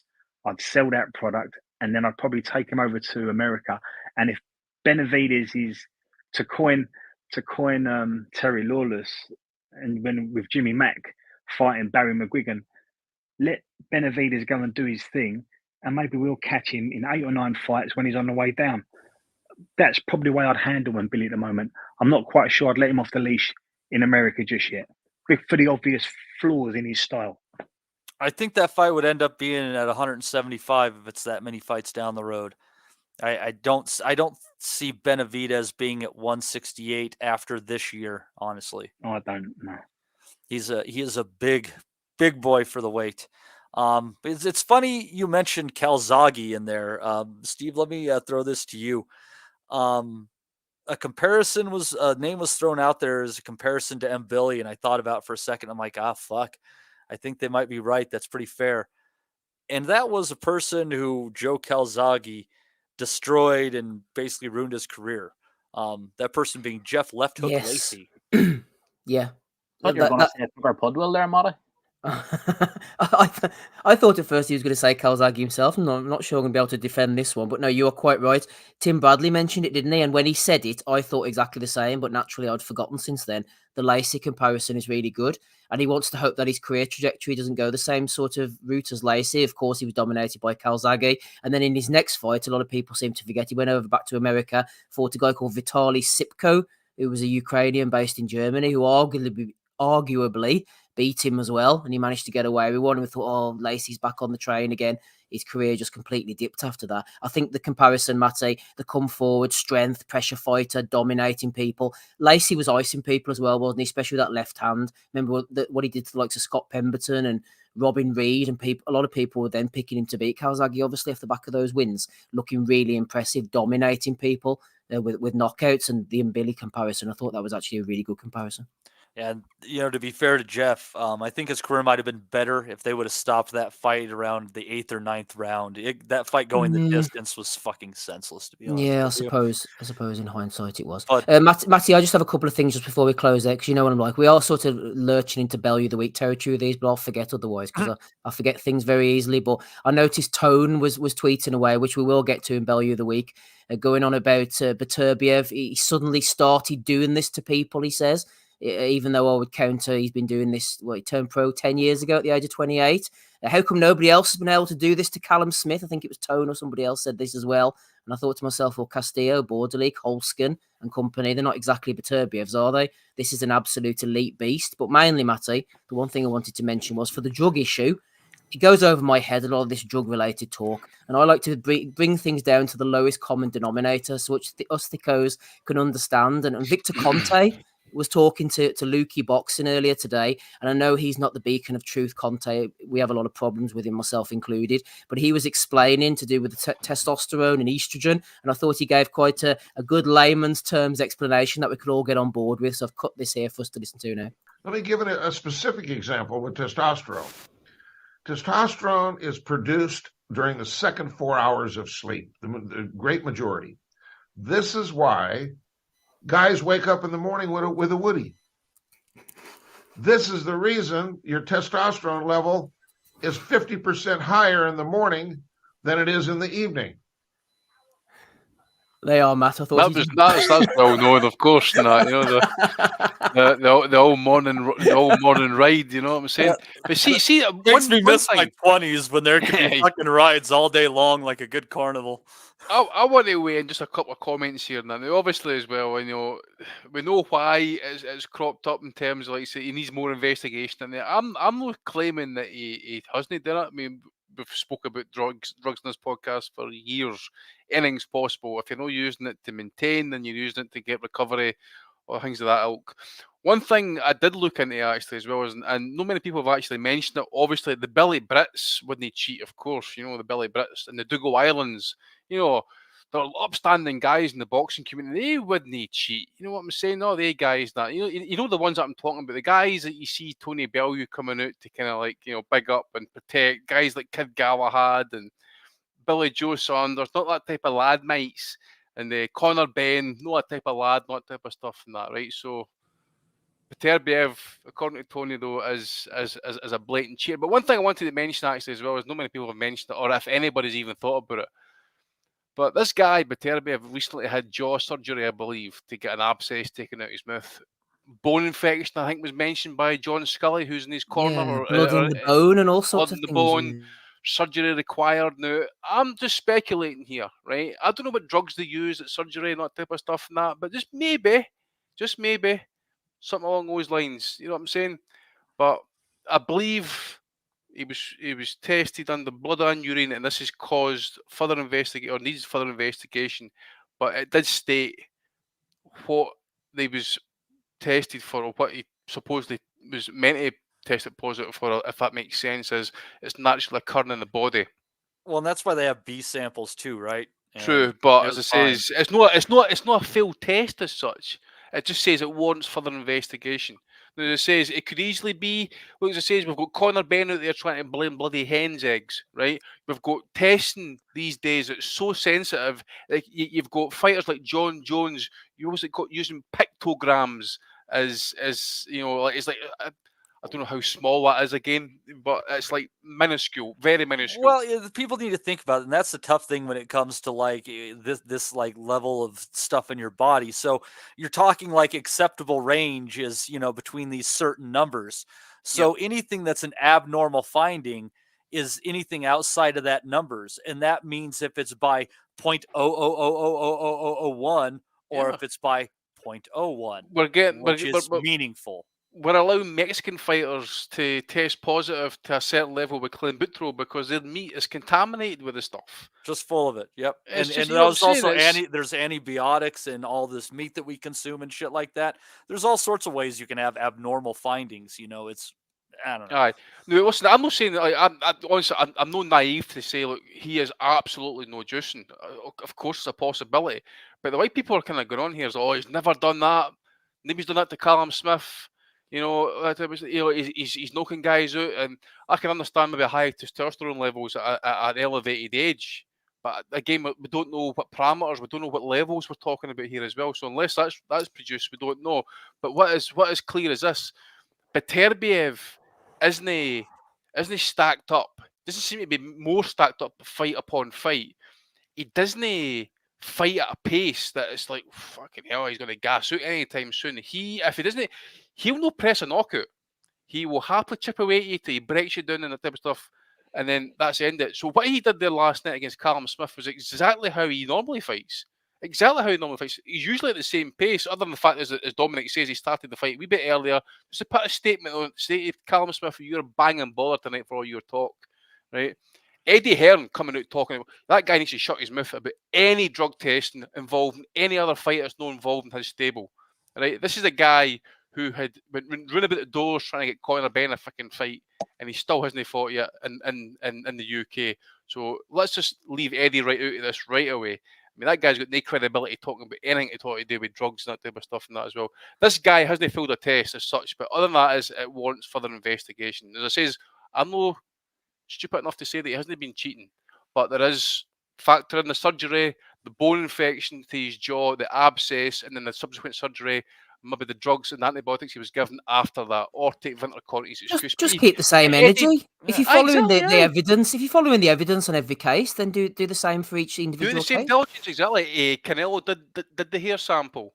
You've got Conor Ben trying to find where the eggs come from, right? So this guy's been through. He'll find that hen one of these days. But then, as I say, you've got Eddie Hearn and all these people coming out claiming this, that, and the next thing. Now, I agree, full transparency. But wait a minute here. When Eddie says full transparency, I hear a name, Oscar Rivas, asking for full transparency. Eddie, remember that one, pal? He's not stupid, Eddie, is he? As soon as he heard about this, he knew a narrative could be built. He could subtly shift it back to Conor and etc. He knew that. He's not stupid, but come on, man, he's dishonest at best. And as I say, it's the Billy Brits when they cheat, the Dougal Islands when they cheat. It's always Johnny Foreigner. It's always fucking foreigners that the cheaters. So the Dr. FMG pops in there, and again, and he is the doctor. Actually, he says a picogram is 1/1,000,000th of a gram. And I know none of these things, but I can understand where he's coming from. And for me to translate this for all of us, just normal people out there, that is saying that after you bust up some cocaine on your table and you scoop it all up, there's like maybe a fucking speck of fucking dust there that is not seen by the human eye. I was thinking, we're not talking, that's how thick I am. We're not talking a nummy here, ladies and gentlemen. It's a picogram. That's what John Jones apparently put. When his last drug test he tested positive for, that's what John Jones was apparently was a pictogram or picogram, however you pronounce it. And they even then says it could have been caused. When you hear this one, a pulsing effect. So basically, as your system stores not the drug itself, but like your body absorbs it, and then something releases that into your system, and that wee picogram somehow gets into your bloodstream and you test positive for it, and they could easily lay the blame on previous drug use. That's where they're going at these days with this type of drug test. And it says the sensitivity of drug tests these days and that as well is calling everything into question as well. And I think we can put a bit of context on this as well. Look, we spoke about how good Beterbiev is. 2 Olympics, got beaten by 2 eventual gold medalists. He's won the Worlds. He's won 2 Europeans. He won the World Cup. This guy's as good as any amateur we've seen in the last 50 years, wherever they come from in the world. And his last 4 fights, he's beaten Callum Smith, who, let's be fair, the best win he's got to his name, without an asterisk, is Rocky Fielding. Anthony Yard, whose best win is Lyndon Arthur, Joe Smith Jr., and Marcus Brown. So, is it reasonable to say that the quality of Beterbiev should be doing this to these guys. And have we been gaslighted by Sky Sports and promoters and teammates and boxers from Liverpool and everybody jumping on the bandwagon that we've seen the last 7 days that Callum Smith really got a chance here? Because most boxing people I know, and I know a few, didn't give Callum Smith a prayer. So there's a little bit of context here. We're so enamored and so amazed at Beterbiev, but perhaps he should be looking like this against this type of fighter. How we look against Bivol, that'd be the bigger question, I think. Well, I think this is just the opportune moment to just build on what Des has said there about what we've been subjected to this past week. I know Steve will probably flesh it out a bit more in the Bellews, but some of the in fairness to the Eminence Grease of the Asylum pod, Ben Faruqi, he actually got back to me on this during the week when I pulled him up on the sort of industry predictions package that the Boxing News YouTube channel puts out. And it was just basically a compilation of Callum Smith's, his brothers, his promoter, his own trainer, and what are they going to say? They're not going to say anything other than Smith's going to win the fight. But that was okay. But there was another one later in the week, a sort of a written piece on the Boxing News website, and I'm just looking at it here now. It was put up by Sean Brown, Scottish boxing writer, and he polled 41 UK boxing figures, and of the 41 respondents, 27 picked Smith to win, and only 14 picked Beterbiev to win. Please name the Smith pickers. Well, I'll name the Smith. Well, what I'll do, Andy, I'll pick some really people I would really respect. People like Carl Greaves, who I would really, some sort of really people that most of us would really put a lot of store by what they have to say. But what I'll do is I'll read out. Scottish Master Bruce, is he on that list, mate? He is. Well, he was on it. he was on it. He tipped Smith to win. But like here's one. Nunchucks. I'll read out one or two just to give you a sample of them. So you've got Jamie Conlon. I really think Callum Smith wins by KO. It could be a real shootout that doesn't go past 6 rounds. Beterbiev has scurry power, but time waits for no man, and this could be the perfect timing. Callum is tall and can expose the openings of Beterbiev when he's coming forward. It could be a case of whoever lands first. Most of them were fighters, but there was some. Let me read it out here. Gary Lockett. Boxing is about timing, and I think maybe we're starting to see some cracks appear with Beterbiev. Callum has been on the verge of something big for years now. He's world class, and the move up in weight has benefited him. Beterbiev is a huge puncher and a fearsome fighter, but I think the time is right for Callum to fulfill his potential and rip the titles away. Callum Smith by stoppage. I mean, it's all wishful thinking. Here's Carl Greaves. Beterbiev is a formidable champ, but he is starting to look vulnerable, and I think he's ready for the taking. Callum is a different fighter at light heavyweight. Based on what? Artur is still very dangerous with KO power in both hands, and Callum has to box clever and make no mistakes. But I think he's going to cause an upset and stop Beterbiev late. I mean, I could go on, but that's even the people who were sort of grudgingly saying Beterbiev would win. They were attributing qualities to Smith that I just don't know where they get this stuff from. But it was quite surreal as the week went on. It just got more and more, hard. Wild. I mean, Smith's career highlight KO is against that guy. Was it Castillo? Left hook.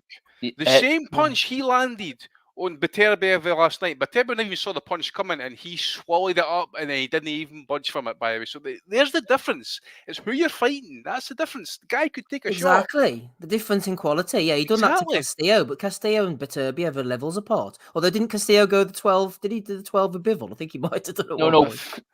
No. well, yes, yeah. Well, that's I suppose that's Bivol, but you know, he has that he has that way of fighting. But I mean, even if you look at the narrative about Beterbiev having been knocked down twice, now that was cited frequently by people who were tipping Smith to win. But I mean, you have to look at someone like Callum Johnson now. In my opinion, Callum Johnson is a heavier handed fighter than heavier handed puncher than Callum Smith. I mean, if you watch that Beterbiev Callum Johnson fight back, an underrated shootout, you know, Johnson, he might be quite limited in other respects, but he's a legit puncher. And not only that, but if you want to have a chance of doing that with Beterbiev, you have to really be aggressive. You have to want to punch. As Des was saying, Smith was put into a position where he was having to punch when he didn't want to punch.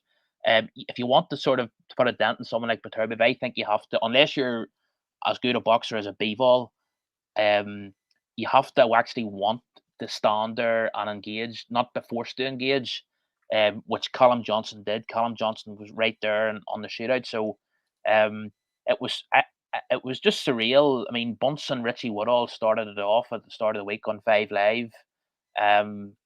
You know, just ridiculous stuff. And it's sort of like, you know, a lot of these people, you look at them and you're sort of thinking, are you really so scared of Smig and Liam Smith that you're too scared to honestly say what your opinion is, or are you actually believe the stuff that you're saying? It's a fair point, actually. You know, you're like, is it all about access? Are you scared to really just speak your mind and just give a truthful pick? I mean, okay, I know it's only just a pick at the end of the day, but seriously, man, I mean, I don't think anybody in this podcast picked Smith last week. I can't remember what the picks were, to be fair, but I think everybody overwhelmingly picked Beterbiev, but everybody's just... Where does this all come from? Because, Andy, no one picked Kell Brook against Triple G, or no one thought Khan would beat Canelo. Going back, I remember, you know, if you ask 10 experts, 7 of them thought Mayweather would beat Hatton. Like, so where's this level of sensitivity come from? And I mean sensitivity because you got trainers on the outside looking in, you got fighters wanting to get work, you got people sniffing around the sport, desperate to get any type of job. They'll say anything, write anything, put themselves up the front and promote anything. And whatever happened to someone saying, I think Smith's got it all to do? Whatever happened to someone just saying that? It's another example of nationalism being stupid. Big shout out to Duke McKenzie, one of the few people. Ring Magazine, actually, to give them their credit, they put out a similar compilation earlier in the week, and but the thing was, they were all American boxing writers, so that's the difference. Another big shout out. Not that I'm not saying this because Ben Fergie is a friend of the pod, but the Boxing News podcast with Rob Tebbett, Barry Jones, and Andy Clark, they were admirably honest about it. I mean, they basically said it. Andy Clark basically referenced speaking to the Top Rank high brass a few months ago and talking about you know, the Top Rank people asking him what's Callum Smith done, and Andy Clark saying, well, he beat George Groves, and they're just the Top Rank people turned around and said, and what? And so what? You know what does that mean for this fight? So it's but the Ring Magazine compilation of predictions was a lot more that was more on the money, and Duke McKenzie, his prediction was in that, and he was very, very honest.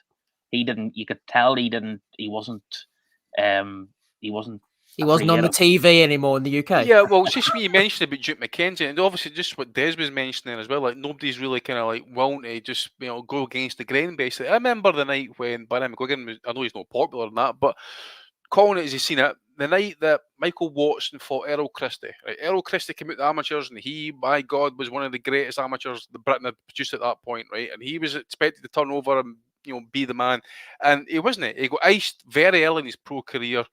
His career was really hanging by a thread, and you can, during his ring walk, McGuigan is basically slaughtering him all the way to the ring, and that, saying this is his last chance. If he doesn't get it right tonight, he should retire and go home and all that type of stuff. And he got done in 4 or 5 rounds, and that was the end of Errol Christie. But, you know, It's like everybody. Andy, I just get this opinion. It's like he's back the Brit. That was objectivity, wasn't it? That's what we want our broadcasters to do: be objective and inform us, not gaslight us. I put something on the chat in the week, and it was Crawford Ashley against Michael Nunn, and I said, just listen to the first 3 minutes. And Reg Gutridge and Jim Watt, the theme was, as good as Crawford Ashley's been over here, British title, European title, he's got it all to do because Michael Nunn is special, and we give our kid a slim chance to Nunn. Whatever happened to being honest with a listener? Whatever happened to a bit of objectivity? Because from objectivity, you'll get balance, and you might have an informed opinion. And like what we've heard in the last week, it's been from the sublime to the ridiculous.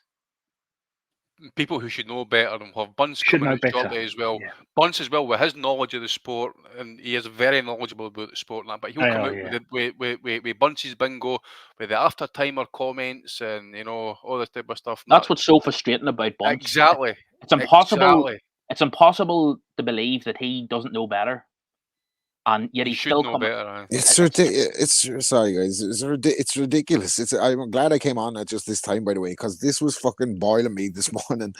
Who the fuck outside of England, Liverpool, the direct camp, and a couple of fucking Vox Pop YouTube boxing fucking nomarks had a thought that Callum Smith was going to beat Beterbiev? Fuck off, man. Oh, based on what? And not just beat him, by the way. Knock him out. Knock him out within 6. It was the most ridiculous fucking prediction of all time. I couldn't fucking believe people were swallowing it that big and actually giving Callum Smith a chance in the fight. What the fuck did he ever show in his career to show that he could fucking deal with Beterbiev? Nothing. So, Rob, to ask you a question. Music's an average southpaw. Rob, to ask you a question. So why did Eddie Hearn... Now, and we're not saying these guys are just saying, well, our lad's got a chance. These guys I'm going to mention went out and said, Callum does it. Callum beats him. Eddie Hearn said that. Well, Hearn has to say it. We give Hearn a pass. Billy Nelson said it. Yeah, we give Hearn a pass because he's the promoter. He has to sell the fight. We get it. He has to get people to believe that Smith has a chance. But that's his job. He's never going to come out and go, well, look, he's up against it here. You know what I mean? He just doesn't do that. He has no stake in the other fighter either. What the fuck is he going to say? The rest of them, I agree with you. Like reputable guys who are supposed to be reputable, fucking really knowledgeable guys that have been around boxing a long time that understand the levels involved. I mean, Tony Bellew, he understands levels. Matthew Macklin understands. They've been in with brilliant fighters. Matthew Macklin's been in with some really good fighters. He knows all about levels. Like, if Matthew Macklin said, I'm finding this difficult because I know the kid, I know his family. I'm going to have to support him, but he's got it all to do. That's I get that. But it's almost as if somebody do it. It's almost as if some sinister character behind the scenes has sent out a broadcast message and told everybody to come up with the same line of thinking. On Telegram. Yeah, but what type of mate would you be, though? What type of mate would you be if you say to listen, hey, Rob, by the way, you've got Beterbiev, mate. Fucking easy work, mate. Get in there and fucking sort it out. I'll put it down I'm like that, man. Rest in peace, mate. Rest in peace. But this is why mate.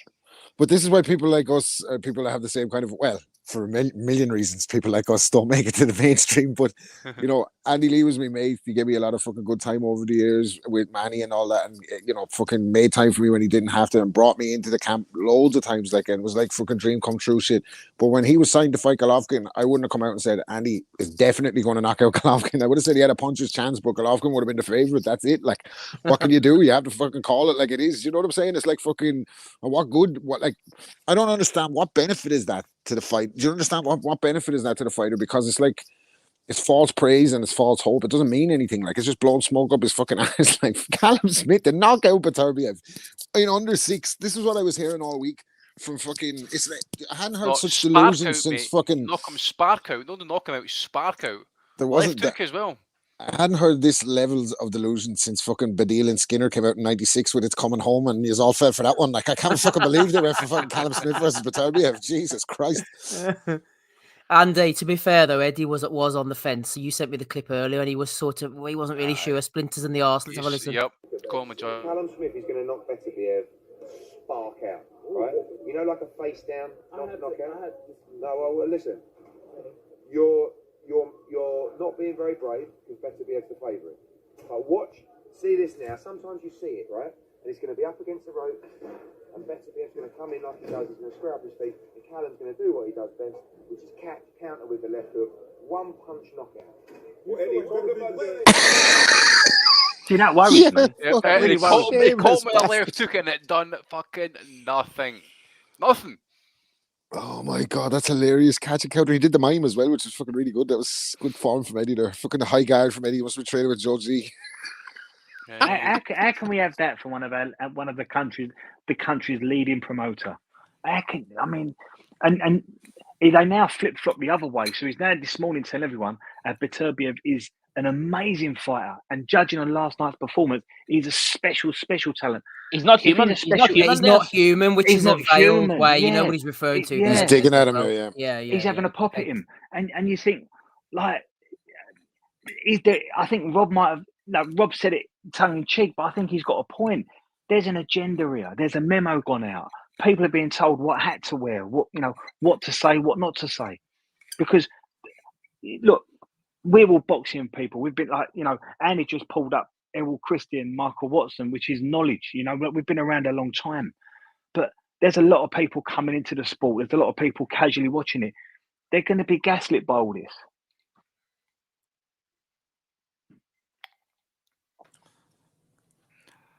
Well, I mean, Eddie, I don't give a Eddie would say, Eddie, we've fucking seen this before. Wasn't it Rocky Fielding was going to knock out Canelo as well? Wasn't that when you see that one?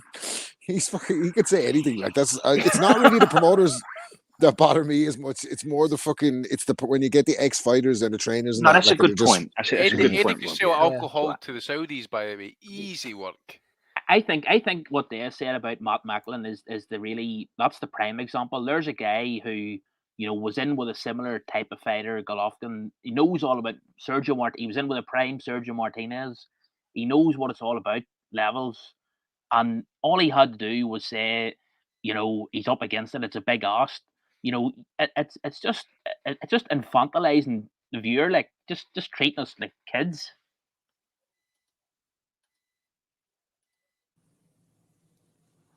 Funny enough, I hate to pick apart your statement, but I think that Sergio Martinez was kind of fighting chumps during his prime.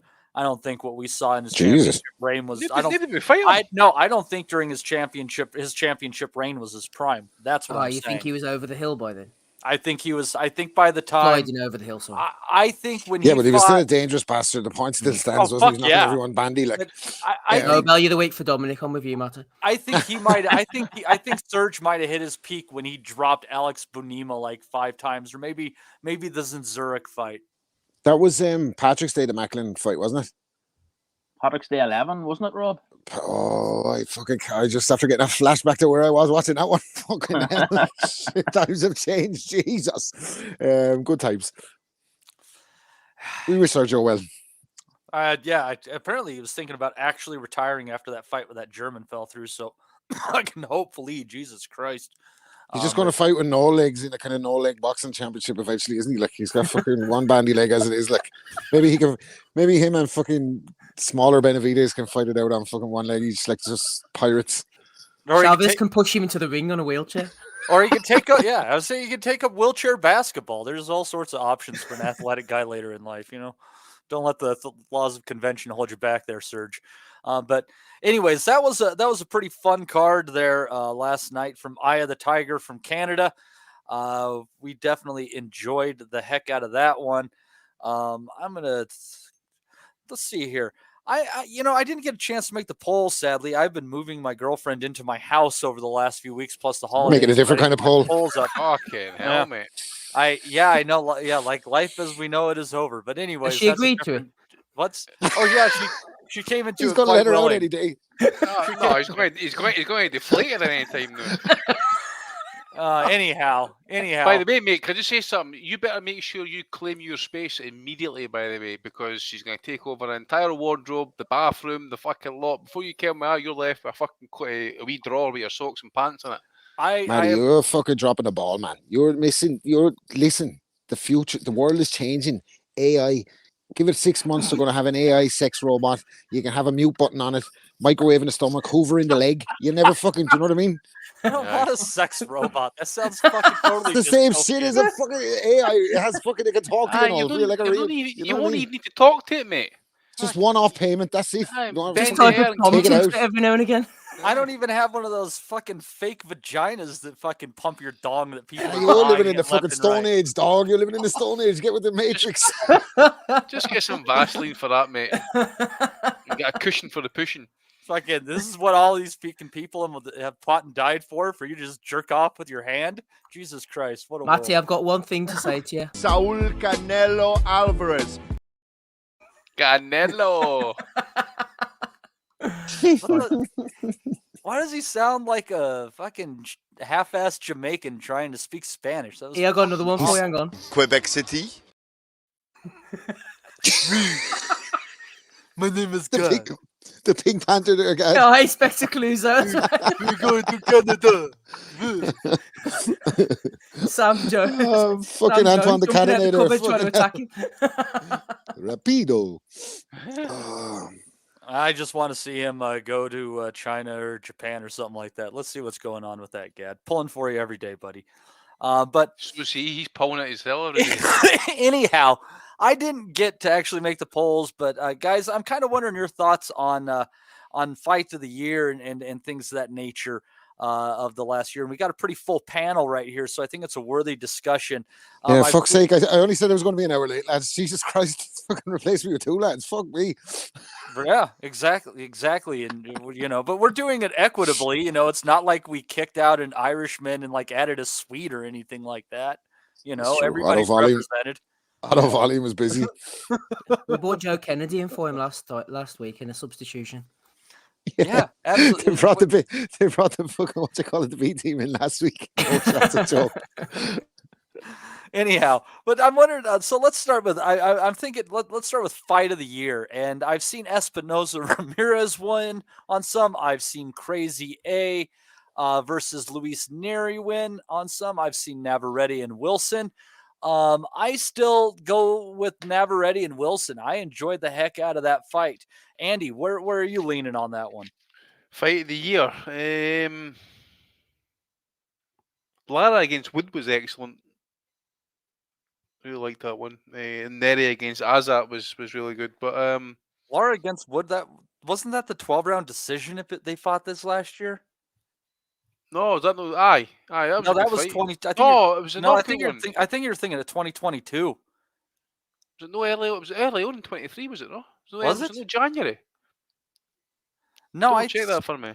If no, then. Well, now you got me all confused. Keep talking. I'm gonna Google that one just now. So Ramirez against Espinosa was obviously a late one as well. I'm just trying to think about anything else actually in terms of Good shout our on key the fighters. On you go. Jaime Munguia against Derevyanchenko. That was a good fight. Good scrap, yeah. I'll tell you a story about it. Actually, it was the same night as Josh Taylor against Teofimo. And it started first 4 or 5 rounds, but it happened. And Taylor Lopez was starting while the Munguia fight was in the 5th, 6th round. And I couldn't leave it. It was so good. I had to keep watching it. I went back and watched the Taylor fight, undelayed. But that was a very good fight. You're right, Andy. Lara won in the 7th round.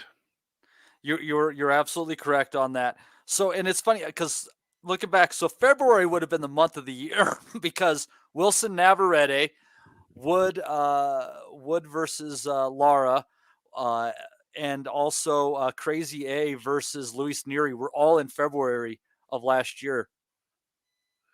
It was a fairly stinking year for fights of the year candidates, really, wasn't it? There was a couple of decent ones in there, but there no was classics. nothing really out. I've noticed, Matt, as well. The Ring magazines have they announced their fight of the year yet?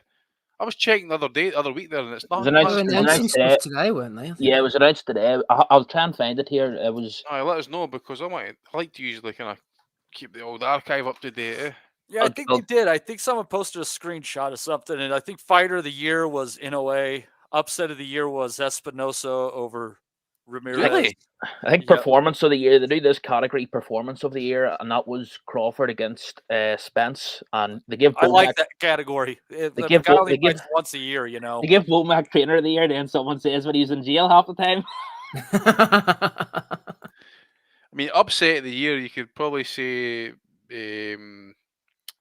Lopez against Taylor. No, that was almost a 50-50 fight with the books. I only got like Right, three. okay. I only got 3-2. Shaki Foster against Ray Vargas.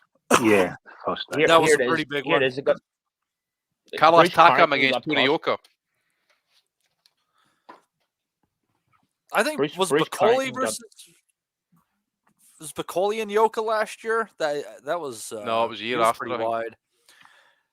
They give fight of the I- year to Neri versus Hovhannissian.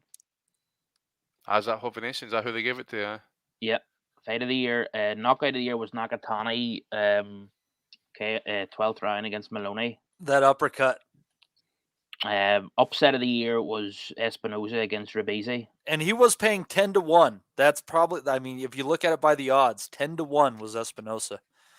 Round of the year was the 11th round of Oshaki Foster against Hernandez. I couldn't think of anything else off the top of my head. I thought really Oshaki hard. Foster's my fighter of the year. He was brilliant last year. That's a worthy shout. Big fan of Oshaki myself. Event of the year, the Day of Reckoning. Steve will be happy to hear that. Mm-hmm. Our 5-0 pod was the event of the year, I think. Comeback of the year, Joseph Parker. Mm-hmm. Didn't even know that was a category. Him or AJ? Didn't Lee Wood beat Lara? Well, I thought that was a brick. Didn't Lee Wood get off the floor to win that one?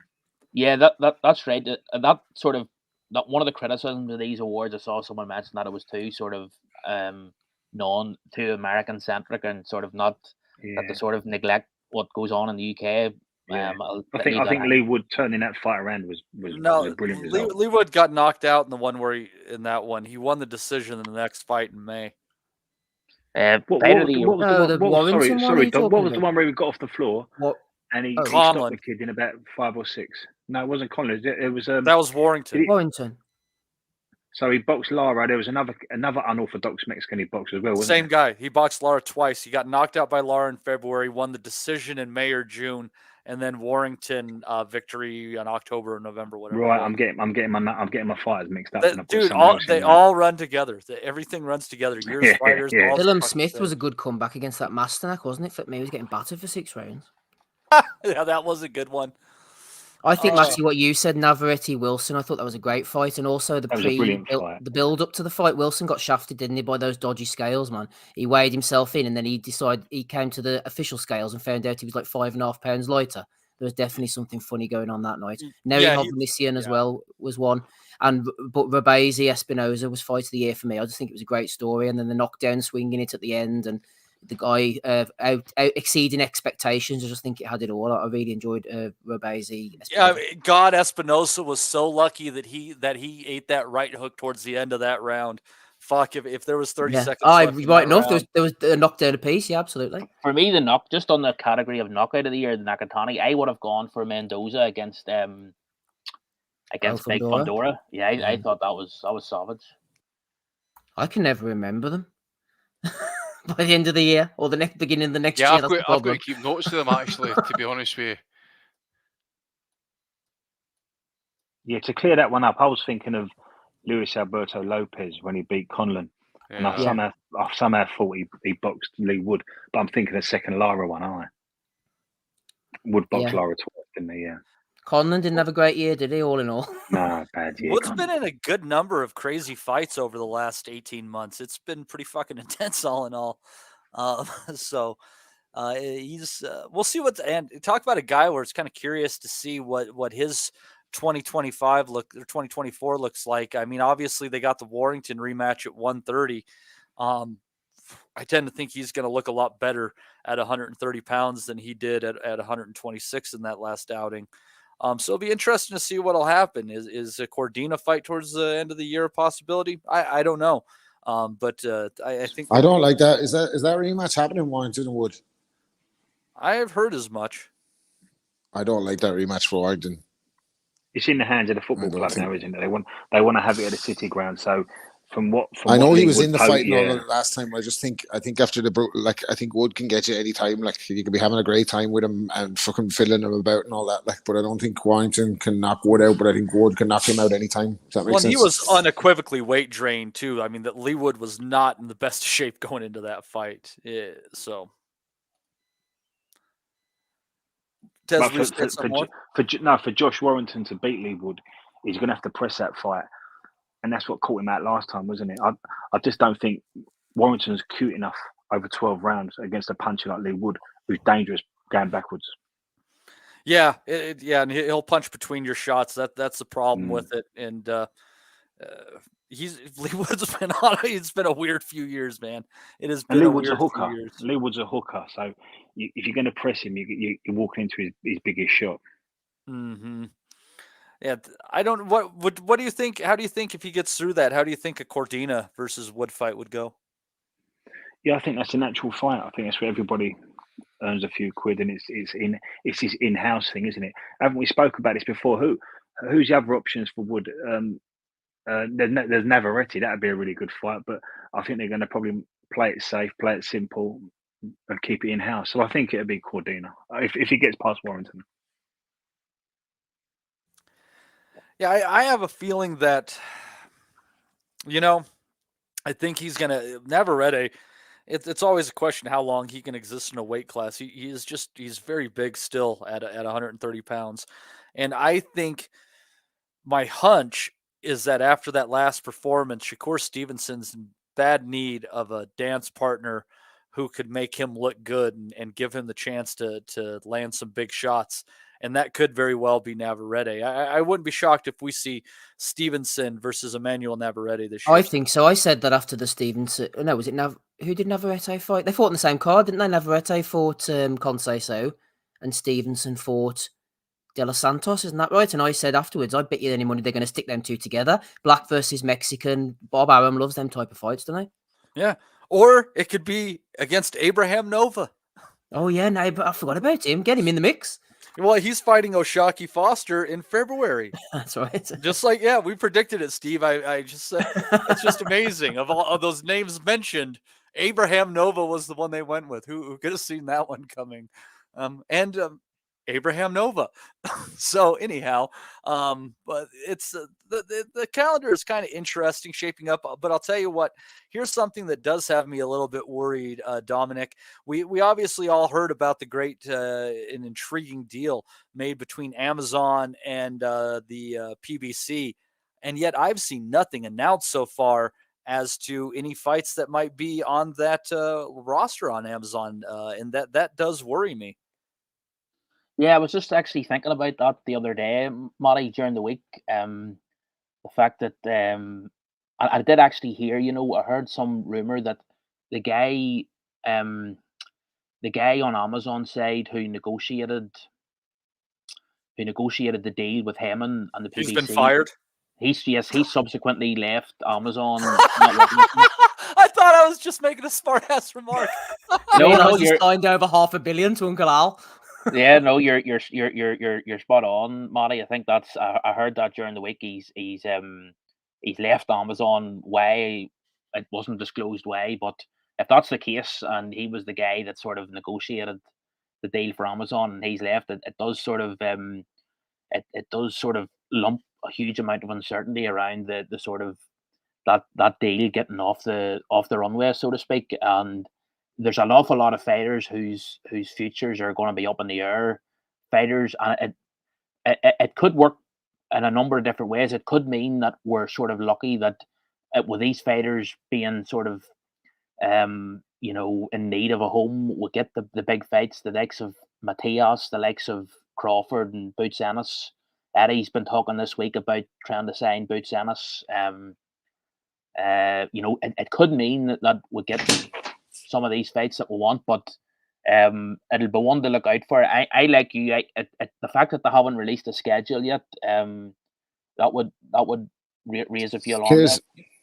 Here's a question for you about Boots Ennis, because this has been on my mind. I know he's a great fighter and everything, and they've upgraded him, I think, to world champion, after stripping Bud Crawford. But has he come along at the time where the welterweight division is at its most unglamorous for the last 25 years. He's arrived too late, mate. He's arrived too late. He could be the guy that's like, yeah, exactly. Like he could be the guy. Like he has, I'd say, like he has potential to have talent. I'm not going to say he's as good as Terence Crawford, right? I don't think he's as good as Terence Crawford, but I think he's good enough to give Terence Crawford a fright, right? And that's saying a lot for me because you know what I think of Crawford. But you look at the welterweight division for the last 20 years. You had Oscar, you had Floyd, you had Mosley, you had Trinidad, you had then you had like post Floyd, you had Thurman, Manny, Cotto, Danny Garcia, even Keith Thurman, all these people, Errol Spence, Terence Crawford. Now, who the fuck is Boots Ennis going to fight if he becomes the welterweight champion? Well, please God. Smoke. Well, Eddie, you're right. You know what's going to happen here? Actually, Ennis is going to end up to the point whereas all the old guard are gone or retired or semi-retired, and I don't want to fight Boots. He's not earned that right yet. It's going to end up to the point Boots will be the man, and then it will be the next generation coming up behind him. That's who he's going to have to wait till he's older, and he's got to then fight the upcoming wasted, fighters. Andy, and he's tight at the weight as well. He absolutely is. He doesn't need another promoter either. That's the last thing he signed to about 5 of them. That's the problem. He had legal problems as well because of it. But there is what Steve, you've said this a number of times when discussing when Boots Ennis has come up. You know, you've referenced how big he is, and I wouldn't be as worried or as pessimistic about his ability to land big fights as Rob is, because I can see him moving up to as high as middleweight. And the other thing is that even if he does stay at welterweight, I do think there's enough fights there. I think Stanionis is a great fight. I think as well. The only one. Who else? Well, I think as well, Rob, the fact that a lot of people in the game are saying that both Devin Haney and Teofimo Lopez. Again, it's not at this moment in time, but I get the point that they're probably going to be at 140 for the foreseeable future, and they probably don't want to fight Ennis. But I think those people have said Devin Haney when you see him in person that he's definitely big enough to fight at welter. No doubt, but he's not going to jump up there to fight Boots Ennis. We know the game. Like that's what I'm saying. I just think it's going to come. You mentioned Stanionis. I mean, there's another fighter as well. Solid fighter, but just no active or injured, no getting opportunities, whatever it is. Injured. Exactly. And then you can't expect him to come off that layoff. How long is it on now? Almost 2 years, 18 months at least. And he's like, you can't say I'm like, okay, go fight Boots Ennis. It's just no fair, man. You've got to have the guy have a tune up to make sure he's ready to go. And the same goes for Ennis as well. I mean, he now needs a breakout fight, and if he doesn't get a breakout fight, he needs to at least be active and start cleaning out the division, cleaning out the contenders at least if he can't get unifications. What we'll say about what Rob's right about, I think, is even if a Stanionis fight, it's not. I think the point Rob is making as well is that's not the sort of big fight for Boots Ennis that's going to, it's not the big fight. It's not a massive pay-per-view fight by any stretch. And it's a tough fight for what you would be taking it for as well, money-wise and steam-wise. If you beat him, people would shrug and say, well, so I don't care. There's nothing pay-per-view-wise. He'd have to do a good job to beat him. Sorry, Dominic. Yeah. No, you're it's not that big marquee fight that's gonna sort of catapult them into sort of popular sporting consciousness in America. But another possibility is maybe a Virgil Ortiz fight at light middleweight, but I think there's so much uncertainty about Virgil Ortiz at the minute about how he's going to adapt. We've got very slim evidence base about how he's recovered from the multiple illnesses or whatever. So, yeah, I sort of do. I see where Rob's coming from. It's sort of Ennis. If he's not careful, he's going to need good management, and he's going to. There is no pay-per-view fights in terms of names or events I can see between here 47 and 60, right? And Steve quite rightly says he's had problems with management or promoters and that. Maybe he's not fighting so much as because part of that purse has got to go to pay off this, pay off that. Who knows what the situation is, but it's criminal as to how he's not fighting, and he's supposed to be a world champion of sorts and that as well at this point. I think that's why the PBC didn't go all in on him, because I could never understand why Heyman never got behind him. They were always sort of dipping the toe in the water with Ennis, weren't they? And I think that's why. Do you know what as well? Like in terms of welterweights, like in terms of future stars, very thin on the ground. They still have Spence Jr. obviously listed as a welterweight, which is never going to happen. He's never going to be back at 47. His eye, he said the detached. Oh, yeah. It's like Slick Rick. He's like Slick Rick at the moment now with an eye patch on him. Virgil Ortiz is going to move up. There's guys in the welterweight division, honest to God, that are ranked that I've never fucking seen. There's this guy Crowley, a Canadian, Avanesian still floating about in there, Mario Barrios, Rocha. You've never watched Cody Crowley fight? Oh, I Yeah, have. he's now quite that you say fun his first actually. name. He got paid Yeah, I have. Steppen's didn't he? And then he never. Sorry, I have now that you say. Interesting backstory, Cody Crowley as well. Yes. But yeah, it's 10, I it's think 10, they'll isn't it? play Like, it safe. I think they'll play it safe with Ennis.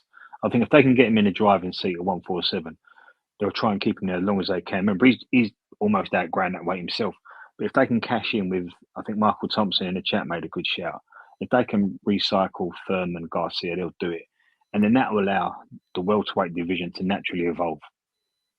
Oddly enough, actually, see how we're complaining that he's not active enough and that type of stuff. He has fought the standard twice last year. he's in the best division because none of the fucking welterweights have been active for the last 5 years. Fucking any of them. Garcia, Thurman, fucking missing posters up for all of them.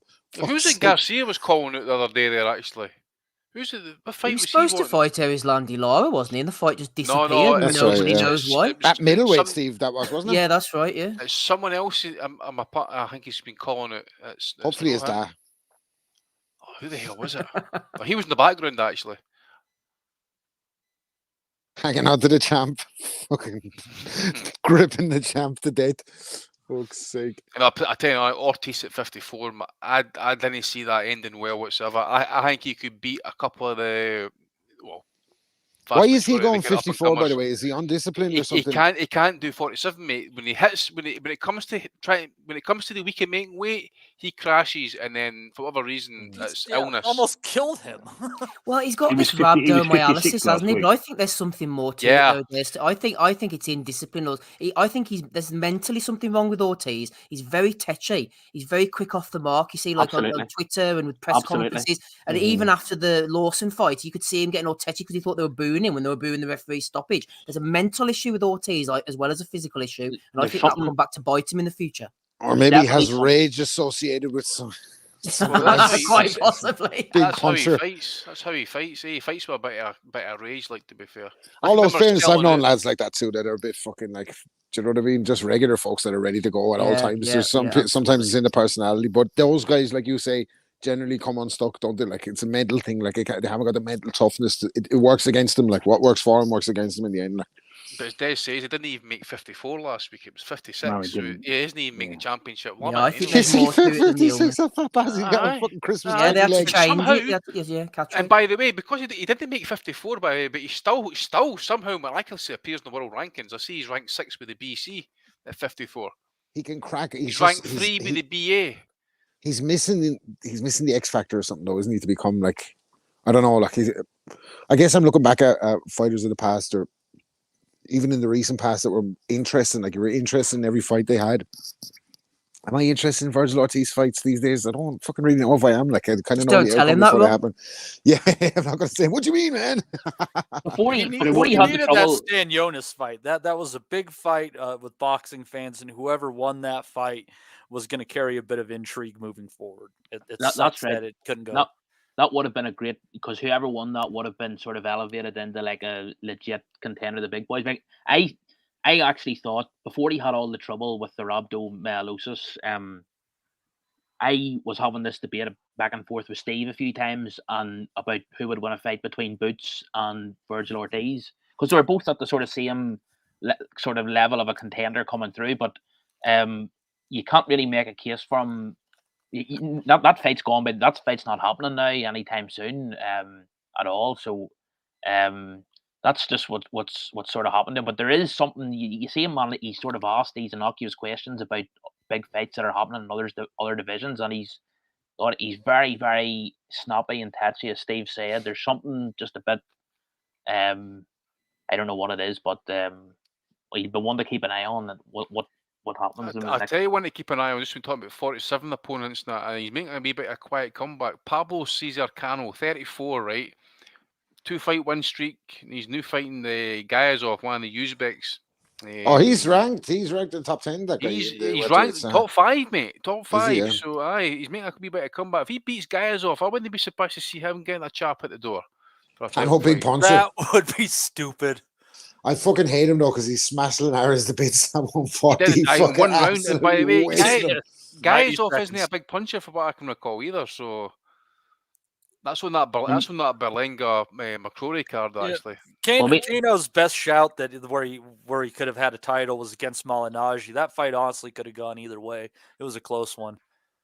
And we have seen genuine superstars of boxing leave 147, go up in weight, and the appeal has gone with them. Whether it's Ray Leonard, Tommy Earns, whether it's Oscar, Trinidad, Cotto. So yeah, Cotto, exactly. So if for example, Crawford landed at 54, and Boots ended up at 54, and he joined Tszyu and Charlo and Ortiz, we wouldn't be complaining, would we? No, true. We need to see Wouldn't be complaining to have his breakout fight. As such as well, we also got the 54 division kind of like, we got the fights in the end, we got the unifications, we got the fights that really mattered at the end of the day quite quickly as well. So we kind of complain at that. Have had a lot of unified champs, legit, guys that can say that we are the number one. Kind of complain in that regard.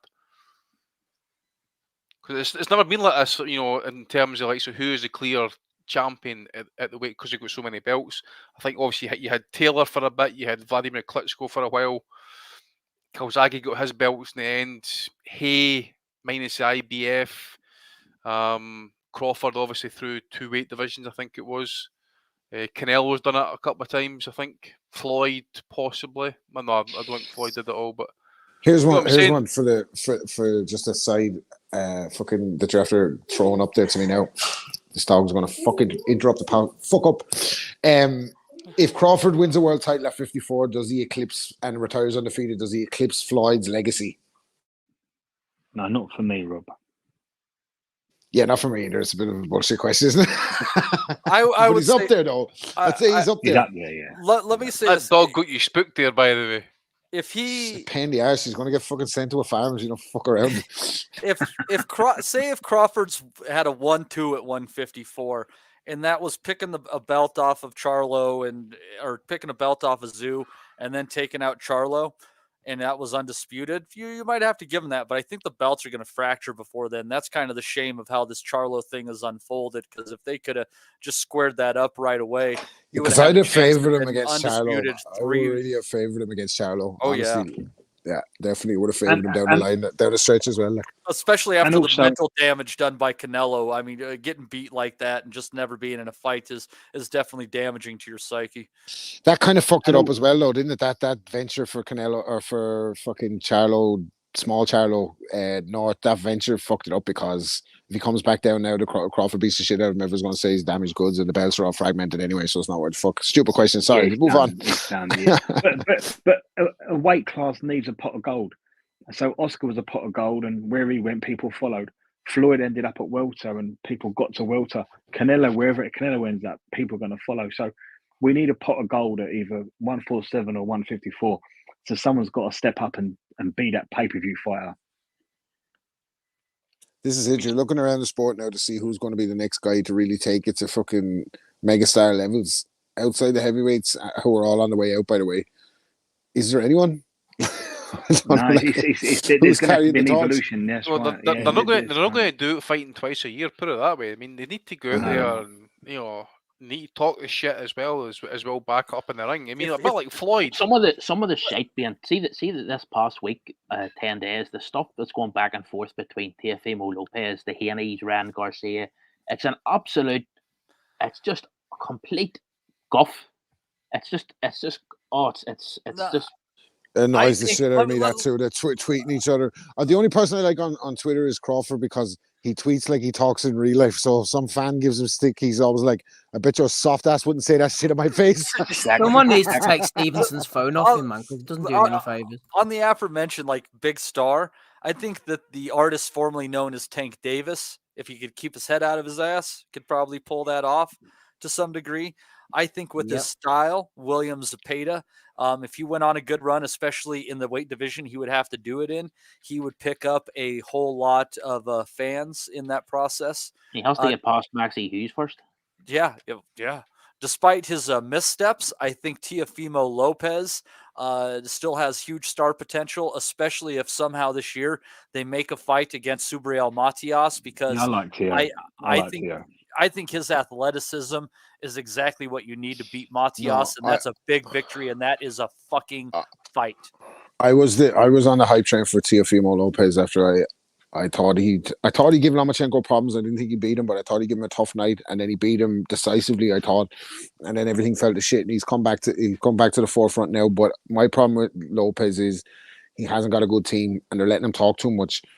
And when I see him talking, it actually makes me think that Eddie Hearn did such a good job with Joshua, even though it cracked me up at the time when they were rolling him out in the big white robe with the fucking Muhammad Ali black and white fucking homage in the background and all that, and he was stay humble, be humble, and he was like a PR robot. But Hearn recognized like he couldn't let this fucking guy off the leash because he couldn't say anything, as we saw later on. You get me? Like, so there's nobody around Lopez to just fucking quieten him down a little bit, and I think he's too much of his own worst enemy. Talent wise, I agree with you, he's there, like, but I think he's so athletic, he can fucking punch. I think if he's dialed in, but like that has too much to say. Like, he got rid of Joel Gamachi out of the camp and all that, and then he went to shit. I agree with you as well about And Tank then Davis, he steps Matty. up and beats fucking Josh Taylor. He has physically robbed all the Easily. attributes to be an absolute superstar. It's the mental side of the game. It's the mental side of it. I just don't think I don't think he's like, he definitely hasn't got fucking crossover appeal. Teofimo Lopez, man, what fucking people are going to be like? Oh, I want to be like this headbanger. It's not fucking. That's not happening. Like, Tank Davis, I definitely think he has crossover appeal, but I was a big fucking Tank Davis fan from day one. As soon as he beat Pedraza, I was calling him. I fucking basically backed him to win every fight that he's been in. But I think he's too protected. I think Ellerby and fucking whatever, they're just doing. I think they're protecting him too much. Like, who's the best win on his resume is probably his breakout fight Pedraza, where he was in a 50-50 fight. Barrios was there for the taking, dog. They were fucking bringing him up to fuck. Barrios had a long streak of piss. He doesn't need to be protected though, Rob. That's the frustrating thing. That's what I'm saying. We need to see him against Garcia, or we saw him against Garcia. We need to see him against Haney. We need to see him against these guys to show how fucking good he is. Because if he did that, he could save the fucking sport. Because imagine Tank Davis knocks out fucking Devin Haney and he knocks out fucking Teo Lopez. And, they're gone off the way. But you get me, like, people be talking about knockouts the next morning. They don't even watch boxing. And they're talking. Steve, what did they do with Tyson, Steve? Imagine a Four Kings era, a new Four Kings era, where this group of guys around 135, 140 are fighting each other, and they chase each other up a couple of weight even classes. The Lomachenko fight now, they wouldn't give him. They wouldn't give it to him now, even the Lomachenko fight. They would not make that fight now because it'd be an off chance Lomachenko would fucking school him. Yeah, Lomachenko wouldn't happen. Kambosos is a joke. I got to be honest with you. That's fight's a fight. George Kambosos, can he fuck off? By the way, he was good. He was good when he came and he beat Selby and he did the job against Teo. He got but his two performances against Devin Haney where he got completely shut out, and now he cannot shut the fuck up on Twitter. He's another one, like nonstop. He was like, what was he saying during the week? He was ready to go. He's talking about Teo, I think, and he was talking about, I was ready to go backstage bare knuckle with him, but I saw in his eyes he was, man, shut the fuck up. He's not. No, he don't be a top kid. I gotta tell you, not anymore. I got to tell you what bothers me about Australian boxing fans is you have all these fighters over the years who they have pushed, who are fucking, mid-grade at best, couple of champions here and there, who whatever reason they follow and they have these big events every once in a while for. And here you have fucking Michael Katsidis traveling the world, engaging in some of the fucking best fights of the last 25 years. Well, none of the fights that we're speaking of are in his home country of Australia. None of the ones. The stars aligned for Kambosos the night he fought Teofimo Lopez. He was the best he was ever going to be, and Lopez was the worst probably that he was going to be. And I'm not taking that away from Kambosos. That was a 1 in a million shot, and he took his chance. He lost to Maxi Hughes. We all saw that. We know his level, and he ain't going to beat Lomachenko, I don't think. Not a fucking prayer. Can we just have a fucking moment for fucking Michael Katsidis appreciation, please? Remember Michael Katsidis? Didn't he smash up Kevin Mitchell and Frank Warren on the mic? Graham Earl was the one, wasn't it? Graham Earl on 18. Mickey Van with the towel back in. That's my kind of referee. I was unreal.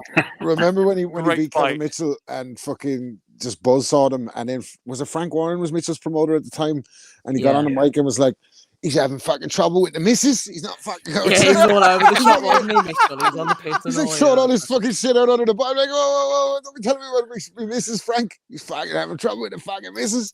Oh, fuck's sake. Something you said, Steve. You mentioned Mike Tyson, and it goes back to something Andy touched on. How did you keep Mike Tyson out of trouble? You kept him active. Andy said we need activity. These guys can't box once a year, once every 13 months, twice every 13 months. Crawford, he was ready to go over. He was ready to have crossover appeal, but we haven't seen it since July. We need to see him 3 times a year. We need to see Devin Haney. We need to see Teo. We need to see Inoue, Opataya. All these guys have got to be active. Nothing keeps a fighter straight than having to fight 3 times a year. Nothing keeps a public interested in seeing these fighters 3 or 4 times a year. No, I agree with that. I think, like, even if you look at the Premier League now, and like you look at like Arsene Wenger walking away because he was like the players had too much money. Like, I can't, you know what I mean? It's different. Like, I can get a fella to run for me and all and believe in something, but if he's earning he's coming to fucking training in his fucking Lambo with the 2 doors up, and he's getting out with his Beats by Dre's and all this cunt's not listening to me. Like, and I look at like the Instagram pages of the likes of a Tank Davis and Shakur Stevenson and all these guys. It's like, no, I'm not saying fighters haven't lived lavish lifestyles, but obviously the fighters at the top level earned a lavish lifestyle after fucking earning it. But these guys seem to be like, they're living in palaces, they're driving the fighters' cars, they don't give a fuck about anything about the money. So fighting each other is not important to them. So Davis has been schooled in that way that it doesn't matter who the fuck you're fighting, the money is the most important thing, and that's good for him. But boxing gets to lose out because we haven't seen Tank Davis versus Shakur Stevenson. Well, you know what I mean? What's the fucking problem with seeing that fight? Like, Tyson was fucking in the 86. He was 20 years of age fighting everybody. That was, you know what I mean? Cleaning up the division. There was no obstacles. Everybody wanted to see the big fights. Nowadays, it's just there's too many fucking irons in the fire. They're getting paid too much, and it's just a fucking byproduct. And it's sad because Tank Davis should be a global name, not just somebody that we know. You get me? They've been talking about this Pitbull Cruz rematch. It's been the most pointless rematch. Have you seen the size of him, the new, by the way? The Pitbull? Oh, he is massive. As he would say, fucking massive. The Pitbull Cruz is last of a dying breed, like the Pitbull, really. Put them all down because they're going to kill you. This is an XL bully. This fucking thing, man. Jesus Christ. When you're 5'4", man, you really can't be carrying more than 170 pounds on your frame, or your knees are going to start to fucking give. Tell that to Prince Naz, asshole. Used to shave my hair off as well. Yeah, but just remember, in his day, he was bloody good, as he so says, standing over a pie. He was entertaining, even though like I had a bit of begrudgery towards him because I felt like he was ripping off Macho Camacho's act a little bit. But fuck me, imagine him nowadays in 126 division, fella like him. Fucking hell. He knew how to sell a fight, and it kind of like, if there's anything I would say fighters need to work on if they're going to like get into this big bunch of bullshit, they need to like revive the great ring entrance, man. Fucking Nash had a few fucking bangers for sure. I remember, I love that fucking documentary in the run up to Barrera. I know I've mentioned it on here so many times, but I love that Barrera documentary, the ITV one, where they're basically behind camp with Naz before the Barrera fight, like, and he's with Manny for the first time, and they go for the first day's training. And they're like, "How did that go, Manny?" He's like, No, everything's wrong. He's pulling his head up in the air. Everything is wrong. He's like fucking couldn't understand what this fucking fella was doing in trade because he was so unorthodox. Like, but like he was a mega star. Forgive me, by the way. That's what I was going to say. I know my memory's hazy a little bit because I was doing music at certain stages, so I was like a boxing nerd from the kind of age of 8 up until I started getting some ass and give a shit about these fucking fighters anymore. Did you get me? I was out doing my thing, but I can't fucking. There's a bit of crossover between. Was there a bit of crossover between Floyd's career and Naz's career? That fight was touted at one stage, wasn't it? Like, yes, there was 100%. They could have fought each other. Yeah, that would have been some fight, man. Naz would have had to jump a weight class though, and I always felt like he probably could have made 122. He wasn't a huge featherweight by any stretch. He was a pretty small featherweight, all things considered, even being a bit broad. Did he not start out at 122 anyway? He might have in his domestic career. Yeah, he did in his domestic career. I think he had started a few fights at Super Mountain before he. Does anyone remember a featherweight called Derek Smoke Gaynor? He used to be Yeah. train with Roy Yeah. Jones. He Yeah, used he to had take a some punch. monthly ad out in the ring and box a Monday to call out Nazim Hamid. Do you remember that? No, he I used to do forget that all who's the he a time. trainer right now? He trains somebody quite high profile. I'm not sure. I know he was with I saw Jones him and them. recently in someone's corner. Who the hell was it? I'm going to look up his box right now because I think he was a good fighter, but he got beaten by good fighters. Like he He had a wasn't mad a fight, slouch. didn't he? Was it against Kevin Kelly? One of his fights was bonkers, I seem to remember. Yeah, it was the Kevin Kelly one, I think. Was it Kevin Kelly, yeah? Yeah. His kid's boxing. His nickname is Half Gainer. I'm just kidding. Gloria Gainer. But anyways, let's move on the discussion. Otherwise, Mrs. Wellington is going to be very upset with us. So let's hit into the schedule this week. Only a couple of things off the top. It's only of my 10 head. o'clock. Mrs. Wellington would be delighted. She'd be sending them back down to the fucking basement. She sees them at this time. Well, only a couple of things I'm looking at on the schedule, really. And if you guys think of something else, please let me know. We're going to have a Pro Box card on Wednesday with one of our Prediction League picks is in. Going to have 8-0-1 Jacob Bradley Gomez Zayas. That's a lot of names. Taking on 6-0 Ezequiel Barrero. Excuse me. Then we're going to have Freudis Rojas 12-0 taking on Christian Baez 12-3. And then a battle of undefeateds, Luis Feliciano 17-0 taking on Myquan Williams 19-0-2 in a 140-pound bout. That is the one on our Prediction League. I think you're making them names up, Matter. I wish I was, Steve. I wish I was. But we can expect that action from Pro Box this Wednesday. But I think the only card that everyone's really paying attention to is going to be on Saturday. Going to be at the Echo Arena in Liverpool. Let's see here. Where the heck? Oh, let me get the card up. God damn it. I just had one of the fights up. Going to be headlined, I believe, by the women's title fight between Natasha Jonas and Michaela Mayer. Mayer making the jump to welterweight. Get to that in a moment. Also, Jack Cullen taking on Zach Chili. I think they might have fought before. Aaron McKenna and Linus Udofia. I believe we just saw Udofia in a bit of an upset recently. And Mark Jeffers against Jermaine Brown. Also going to have a little more women's action on there with Olympian Karis Artingstall taking on Lita Dos Santos Furtado in a nice step-up fight for her as she is chasing down a world title opportunity. Andy, what are your thoughts on these fights? I know you're not entirely too smitten with this card, but hey, it's a Saturday afternoon. What the hell are we going to do? What's the card again, mate? The Sky card. Yeah, the one I just went through entirely. No, sorry, mate. I was actually just kind of following up on the NFL results. I've got a fair bit of money on this game tonight. I'm more interested in that one, to be fair, mate. Yeah, it's a 7-0 Packers right now. Yeah, We'll going to someone else just now, mate. I'm just watching A little parlay, Andy. Parlay, mate. Night. Yeah, fancy a wee bet, mate. Fancy the Cowboys to do the business, you know. I fancy one last night, and I'm glad I didn't put it on when I wake up this morning because I was going to lump on Beterbiev on the under, and the bastard went and did him in round 7 for the fucking sick of me altogether. So I'm glad I didn't do it now.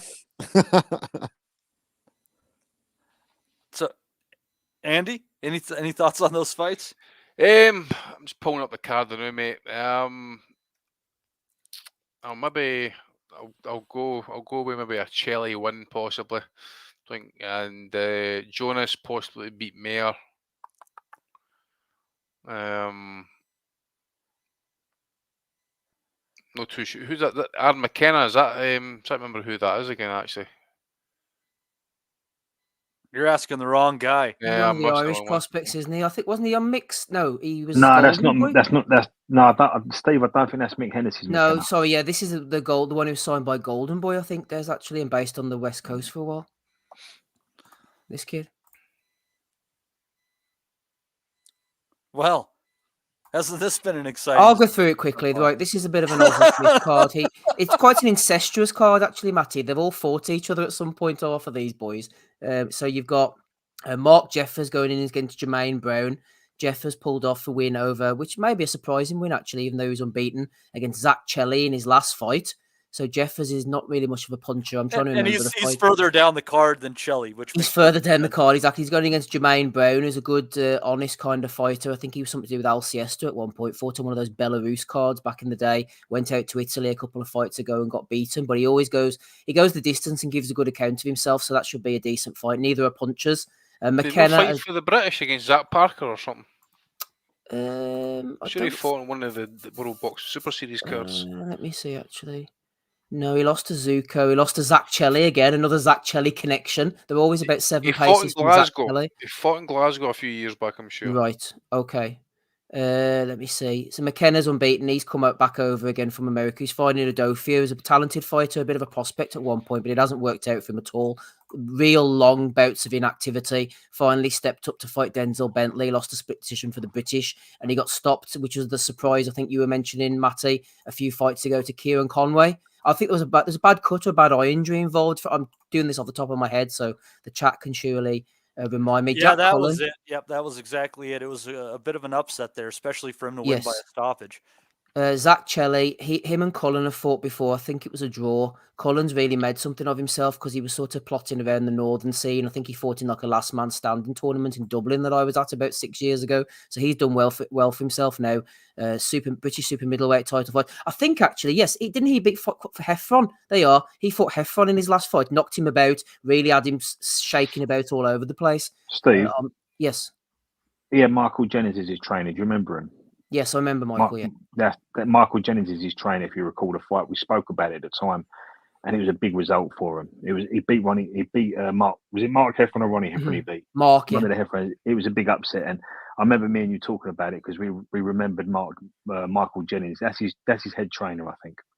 Yeah, Michael. Michael was a good fighter. He came on the pod a couple of times actually. That's the best I can do, Matty, off the top of my head. To be honest, Jonas, Michaela Mayer, you'd be better off speaking about that than I would, to be honest. That fight, I actually think it is an interesting fight because I think the weight classes and the jumps don't matter as much in women's boxing as they do in the men's side of the sport. It's lovely weight, though, isn't it? 10 stone 7, 147 pounds is great weight for the two girls. Well, and if you'll if you look at her training videos, Rob, what you really love about it is it seems like Michaela Mayer is putting this extra poundage just in her ass. It looks fantastic. Well, she has to have something, I guess. But honestly, to get away from that and the misogynistic aspect of it, really interesting fight. Mayer definitely the younger of the two. Both have great experience, amateur and professional, and it's just my hunch that that Jonas is just a bit over the hill at this point in time. And even though she's on a good run at the higher weight classes, I just happen to think that Mayer's going to be able to outbox her because I don't think that Jonas offers the same type of angles and movement that Baumgartner was able to trouble Mayer with in what was a really close fight that could have legitimately gone either way. So, Matty, am I right in saying that, sorry to interrupt you, is Makaya quite boring to watch? I mean, she's a bit of a back foot boxer. I don't find her very interesting. Am I thinking of the right girl, or could I be being harsh here? No, she definitely works more behind the jab and stuff like that. And I'm trying to think where I saw it. I think it was a pound for pound list of the top women's fighters. And one of the description of Mayer was that she was like a come forward pressure fighter. I'm like, I don't know what fucking sport you guys are watching. She's much more of a boxer. I mean, she can put it on gals at certain times, but that's not really her game.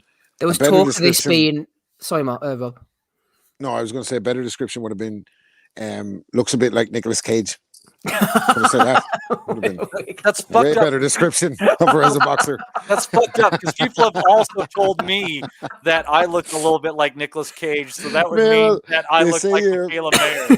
Well, they say you're attracted to people that have the same symmetrical faces and all that, so maybe there's something to that about you. I was going to say, Matty, was You're there not saying I just want to fuck myself, Rob? No, but I was going to suggest this. Fuckface.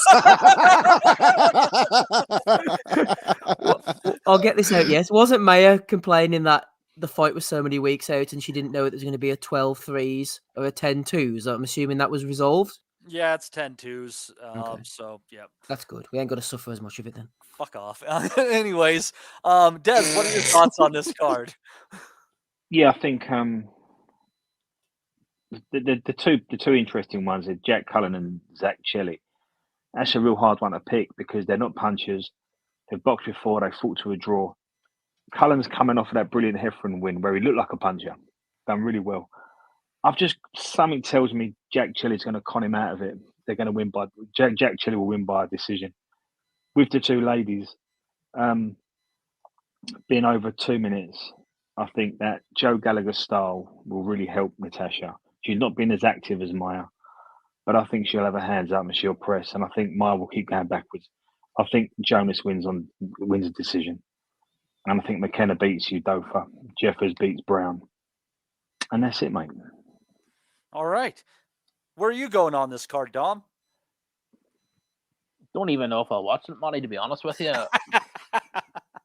I can't get on board with the women's fight boxing. The 2 minute rounds just make it very hard for me to summon the interest. But I have seen clips of Tasha Jonas boxing, and she's southpaw, isn't she? Mm-hmm. I think I've seen a few clips of her. She from what I've seen, she looks good, but I don't really have much interest, Molly, to be honest with you. There you go. What about the other fights on the card? I don't have a great deal of interest either, to be honest with you. Let him die, Matt. Man, I tell you, what a rough one after a weekend of some really good fights. He's not watching a Dom- Ben Salam card on a Saturday night. Clear your mind. Dom is not feeling it. Talking about Ben Salam, Rob, did you hear the story that broke about him over the weekend? It's more about boxer in general, but some guy, he's the sort of cricket fixer, but he sort of. Oh, I saw something come out about it. Yeah. I think it doesn't look it sort of doesn't look good for them, but What hasn't looked good for him for a while, to be honest. Doesn't look any worse than the boxing on Sky, anyway. What boxing on Sky? Next Saturday night, Andy, you on it? Fuck it. I'm a bit like Dom, mate. I think Gareth Hartingstall on a Saturday mate, night. Come on, Andy. Mate, I could be washing my eyebrows that night, I think. You still have eyebrows? Yeah, I've no hair up top, mate, so that's the only thing I've got either out on my chest here. Oh, man. So I guess you have that to look forward to or not on Saturday evening, UK, Saturday afternoon, US. We'll see how that all works out. I am looking forward to all of it. Hopefully some good fights happen on that one. They tend to happen when we're least expecting them. Kind of much like Moloney and Sanchez. That was a little bit of an unexpected great scrap there to kick off the year. But I guess that's all. For the record, I'd say Meyer by decision in that fight. I think she's just younger, fresher, and I like Jonas better and all whatever, but I think Meyer's going to win that one by decision. It's not going to be a knockout, let's be honest. Women's boxing. Yeah. Well, Ames made a good point that Mayer is the A side, and they might want this to set up Mayer against Lauren Price. So I can see that. The one we're all waiting for. Yeah. The world holds its breath, Rob. So, I got burnt, Matty, after Shadasia Green against Franchon Cruz de man. I thought that was going to be the breakout for my women's boxing experience. I was so disappointed too. Okay, and Maddie wept, Steve. And speaking of weeping, I'm going to hand it over to you for the Bellew of the week. Yes, thank you very much, Matthew. Ronnie Hussein slid in there. He says, "Happy New Year, lads. Good luck for 2024." Who have we got here? We're going to need it. Let's be honest. Yeah, we're going to need it for episode 555 at least. There's Rapping Rob Kelly. You can hear him. Des, Dominic, Matty, Andy with me, Steve, as well. We could have played us in with so many clips this weekend. No, we don't want to be after timers. Everybody gets a prediction wrong. Yildirim's going to win the Super Series. Other things that we won't mention. We've all dropped a bollock over the years. But old Nunchucks himself, Tom Gray, was very, very confident that Callum Smith was going to get the job done. And here he is, laying it out as our intro to Bellew of the Week. I like Callum Smith in this fight, even though he's the underdog. A lot of people might accuse me of British bias, but I can assure you it's not. I'm genuinely picking him for the following reasons. One, Artur Beterbiev is 38 years old now, even though he's only had 19 pro fights. Some of these fights have been difficult, and his amateur career, he was winning amateur competition all the way back to 2006. So he's had a long, punishing career in the sport. And I don't sometimes it's very similar to Deontay Wilder. You know, when Wilder was a big puncher, he would knock someone out and everyone would forget about the rest of the fight. It's the same with Beterbiev, who is 100 times better boxer than Wilder, right? But with Beterbiev, because he's on this knockout streak, everyone's just pointing in that in terms of optics. You know, he gets a knockout, But there is vulnerability there. He's been down before. Smith's former stablemate, Callum Johnson, had him down a few years ago against Anthony Yard, who is powerful, but Yard's punches were having an effect on him. And Callum Smith lands the kind of punches that you don't see. And I think if he lands the left hook flush on Beterbiev, he's going to get a reaction. And I'm going to go right out on a limb and say that Callum Smith scores a stoppage in the first half of this fight. You fucking resign from the fucking, what is he, the editor of the Ring magazine? Even AI Dave Caldwell couldn't get on board with that, could he? Master Bruce has spoken. Jesus Christ. I don't think he's with the Ring anymore, is he? I'm still shocked that he was only paying 3-1 as an underdog. I like, all right, whatever. That was pretty easy money on Beterbiev there. He said Callum Smith hits you with the kind of punches you don't see. He's right. We didn't see any of them. They didn't. Funny, you know, that's the kind of guy who's trying to be different, like, isn't he? He's trying to be like, he'd get it right this morning, he'd be celebrating, he'd be like, I told him also, even though I went out on a limb and I didn't know what the fuck I was talking about, I told him this was going to happen. Watch the fucking fights. What part of anyone that watched the fight would think that fucking Callum Smith could beat fucking Artur Beterbiev? Jesus, Mary and Joseph. Funny, there's a short clip of an interview with Beterbiev. You know, it's only about 30 seconds. You know how short his interviews are, and the guy was asking him about the fight and how Smith, what challenges he presented to him, and he just sort of said in his broken English, sort of, we need to get out here to impersonate in a Russian accent, where he says, "I see everything. I saw everything." So he did actually see everything that was coming at him. Like, but there you go. Tom Gray thought different. Tom Gray fan, Andy? I don't even know. I don't really know the guy, to be fair, mate. I've met him in real life, and he's actually all right. Like, but like, sure. I think he tried a bit of an online persona, I suppose. Probably likes his nunchucks and that, mate. Does his wee moves. Mm-hmm. But I think yeah, so. Good stuff. We wish him well. Who's ever won a fight with nunchucks, by the way? That was in films, wasn't it? Like a fucking, so what happens if someone comes at you with a fucking gun or a knife? Like Kareem, what was his name? Kareem Abdul-Jabbar was his name. Yeah. Game of Death. Game of Death. You know, Chuck Norris. My God, man, that guy's taken some lives in his time, man. Fucking hell. I'm sure he was born a day Hitler died, actually. So that tells you about Chuck Norris's powers, man.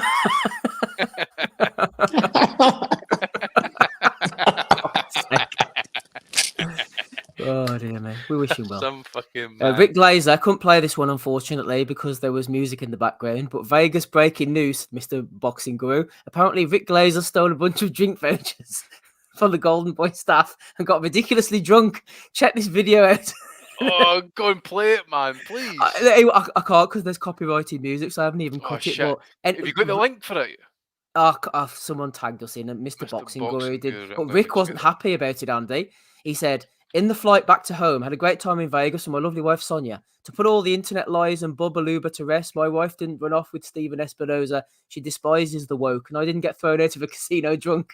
I'm drinking my life, nor was thrown out, period. Keep listening to the internet lies and Bubba, and you'll be as dumb as those putting that garbage out there. So, Rick wasn't...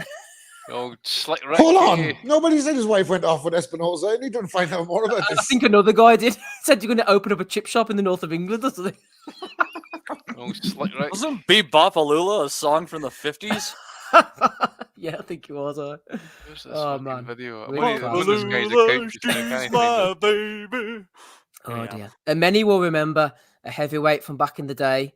Franz Botha fought Evander Holyfield, fought Lennox Lewis, fought Mike Tyson, fought Michael Moorer, fought Vladimir Klitschko. If you're wondering what he was up to these days, life has maybe took a bit of a downturn for old Franz Botha. He's now popped up spamming his gym link underneath Wellington's LinkedIn posts. Listen, have you clicked on the link? What does it say in the link? I didn't dare click on the link to be Hey, honest with you, David, wait till you get to work and then click on the link. Blame someone else getting access life's to your took workstation. a downward turn for him, Andy. Clearly, man, if that's what he's been resorted to. Jesus. I love the way Steve said he fought all those guys. I didn't win any of those fights. Well, yeah, okay. Maybe he did. I remember, did Lennox Lewis not put him through the bottom rope or something? It was a classic 1-2, wasn't it, from Lewis? I he think, just bang, bang. absolutely iced him. That made the Tyson. Then Hit afterwards, him he off the said, tell ground. Mike Tyson to either put up or shut up. Lewis hit him off the ground like a fucking basketball, didn't he? It's like he's dribbling him. Jesus. Oh, fans, we wish you well. Yeah, got plenty of videos this week. Before we do so, you know this is going to get mentioned, don't you? Here he is, Tony himself. I'm not sure we've done that little graphic, but amazing. That's good. My Ryan Deal post that one, eh? That's good to be. It almost looked like the twins in the junkyard from the movie Nothing But Trouble with Chevy Chase from like 1989, if you remember that one. No, but he wants to believe. Tone with his tinfoil hat on. He says, obviously, we want to see Bivol Beterbiev next. It's a great fight, but please show me a fighter who's got stronger with age. He's 39 and he's getting more destructive. Physically, that's not usually possible, but he's doing great doing it. Great sport needs looking like baseball was. You know, I'll give you one cynical Tony Bellew. Manny Pacquiao. Beterbiev's clearly not one of the lads. Well, he's not a Brit for starters, is he? So he's not part of the club. Bellew, man, like I'd like to actually thank him for slow weeks where he comes out with, because like we've seen all this shit before from Bellew, but even though he's like aware of all the fucking people taking the piss out of him, he still continues this fucking shit. Like now he wants a full investigation into Artur Beterbiev for having an atypical finding, which is produced naturally, which is not the same as a failed test. But his mate Connor had 2 failed tests. But forget about that shit. Let's get to the bottom of Artur Beterbiev. Fuck me, man. Bit of the bomber. We love a bit of bomber Bellew. Somebody sent a video in as well for the bomber this week. A bit of accidental partridge getting himself in a spot of bother, thinking somebody was looking for a photo. Let's have a look at it now. Yeah. Anyone want anything from the shop? Freddo's la. Used to be 10 pence back in the day then. All right, love. Telling you, lad. Everyone knows everyone. It's Everton. Do you need a hand, champ? Do you need a hand? Go ahead, lad, you get in. I'll lift it up for you. There you go, mate. Have a nice day. Yeah, come here. Oh, with this in the background. Come here. Oh, you want a photo of you? Come here. You'll realise soon. There you go, champ. Thank you. Pleasure. Show that to your mates. They'll let you know. Fucking classic. All right, fair play to him being a decent guy and helping his neighbors and shit like that. Everyone knows everyone. Well, yes, it's basically like if Cheers was a town, it would be Everton, apparently. Except nobody knows Tony. See that last bit? See if that was anything else, man. We got the fucking phone lobbed at us. See when he goes to him. You'll realise soon, mates. You'll be at home in your bed, mates, and you'll realise Tony Bellew's taking a photo of you, mate, and you'll be sorry then, pal, because everyone knows everyone around here. Even the old man who's I've staged to be outside his house when I walk down the street, mate. Oh, what a guy, man. I love this guy, Bellew. Never leave the public eye again, Tony, man. What a guy. Probably fucking Joe the Ripper for the local pub that here, like, mate, I'll give you 50 spot if you can just walk out your front door for me, like, pretend you're disabled. Well, see the way the old fella hopped in the door on his own, by the way. What was he doing? Ran up the stairs to get the kettle.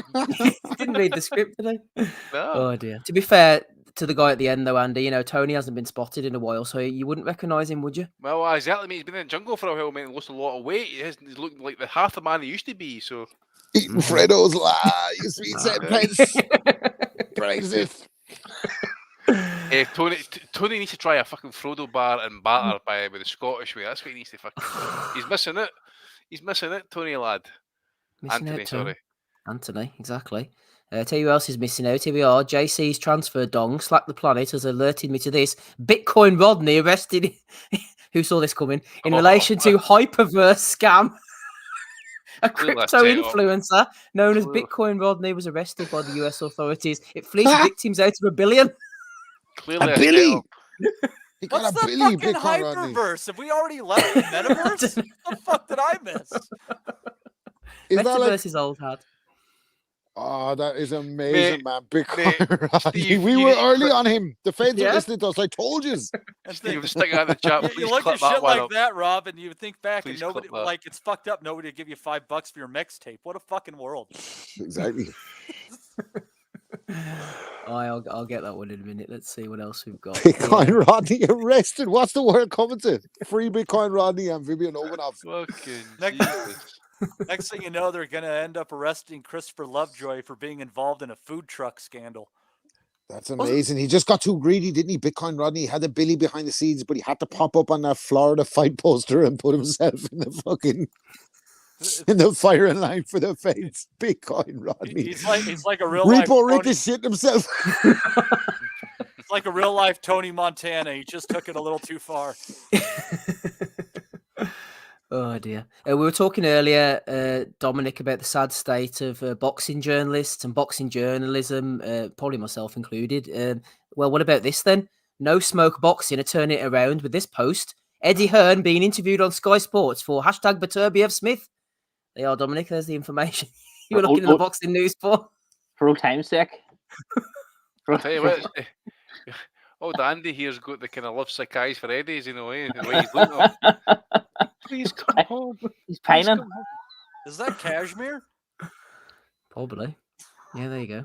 Being interviewed. Bit of Eduardo. Oh dear. What else have we got? Let's have a look here quickly. Errol Spence getting involved. He might not have any eyes, but he's still got a brain. He says, oh yeah, if you was born a man, you shouldn't be allowed to fight women. If born with a dick, you should fight another person born with one too. Bit of philosophy there from old Earl. Well, let's see. It was funny because the post on Twitter that sort of that highlighted it, sort drugs wearing off. It sort of made you think that he was sort of coming out as like trans or something. He might be, Ed. Maybe Crawford took more away from him than you thought, Dominic. Kelly Maloney's promoting him for the rematch. Oh dear. I love that fucking, like I referenced that earlier in that thread as well. Somebody was like, oh, to Bud Crawford. Bud Crawford was like, no comment when Spence started talking about his cataract and all that. Like, no wonder I was getting hit with so many left hooks I couldn't see, or got hit with so many hooks and jabs I couldn't see out my eye and all, blah, blah, blah. Comment was like, no comment. And some bastard under the comments was like, named a list of fatties that had died. And he was like, Mac next. Crawford was like, a bitch or soft ass wouldn't say that shit to my face. And I was like, I bet he wouldn't either, but. Right, what else have we got here? A bit of a prediction from LRTV Highlights. He said to Michael Thompson, friend of the pod, he wasn't having any of these Beterbiev predictions. He says, watch tomorrow night when Beterbiev feels Smith's left hook. Smith wins either way. Better boxer and harder puncher there. Then This who? left hook is more mythical than fucking. Who was the other British fighter that they said had a left hook like fucking. Who was it? It was Barry Josh Hearn Kelly? with Joshua. No, it was Josh Barry Hearn Kelly? with Joshua. Yeah. Josh Kelly left hook, man. 5 in a row. Triple left hooks. Roy Undefeated. Jones, yeah. That's who did Callum Smith ever knock out with that left hook, by the way? That was fucking on Artur Beterbiev's level. Matthew Borderleak. That's a name that I can only hear in Aussie's accents. Borderleak got licked. Here, what Andy, you remember what Andy was saying? About the infamous Barry Hearn one. I think it was when Barry Hearn had a Sun column or one of these red top columns when AJ was just in the early stages of his pro run. That thing Barry. Andy knows what I'm talking about. It was like the right hand of Ernie Shavers. Yeah. The jab of Larry Holmes, the jab of Holmes, the right hand of Shavers, the charisma Ali, the left. The looks of a movie star. Frazier. Oh, honest to Christ. The mindset of a big meat. It was during the time when Barry Hearn's fucking arse got jealous of its mouth. You know what I'm saying, man? Because it's just that much shit was coming out at that point, Let's not forget Barry Hearn is the fellow who said Herbie Hyde was the next Muhammad Ali. Let's put that in perspective there, by the way. Hey, Herb. Good point. Barry Hearn fucking highlight for me was when they stopped the fucking Amir Khan and Paul McCluskey fight on the cut that time, and he jumped in the ring. Mental. Remember that? It was fucking brutal. But Paul McCluskey fight me got cut. That was funny. That. You remember all the Golden Boy guys were there? They were losing their. They didn't know what to do. Bobby going in. Taylor O'Higgins. Steve was not a Northern. Was it not up here that Callum McCluskey fight?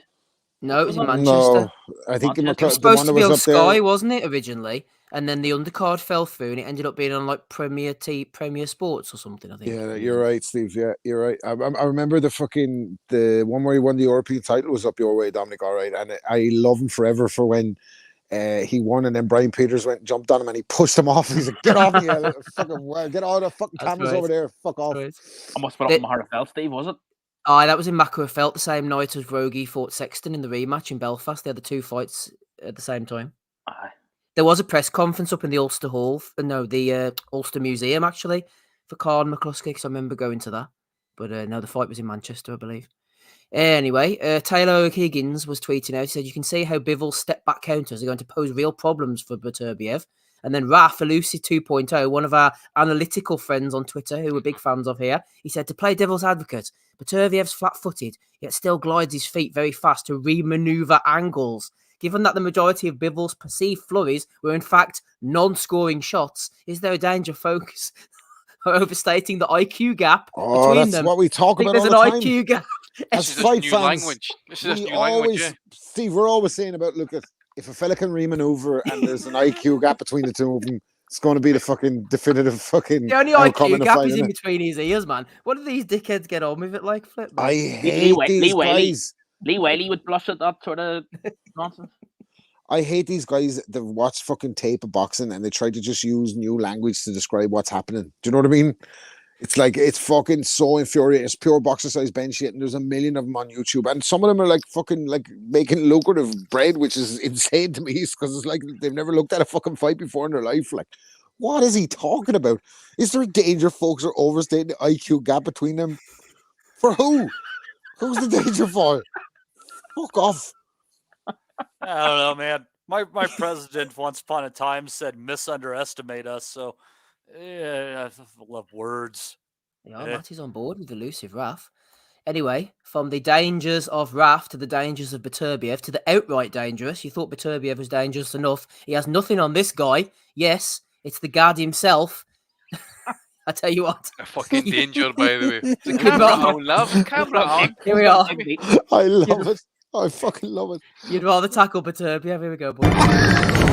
I'm going to see you, babe. I was about to kiss you on the Oh, are you live? Yeah, we are. Yeah. Are you live? Not live, but we're... Good, thanks. I'm going to see you, babe. I was about to kiss you on the Oh, are you live? Yeah, we are. Yeah. Are you live? Not live, but we're... Good, thanks.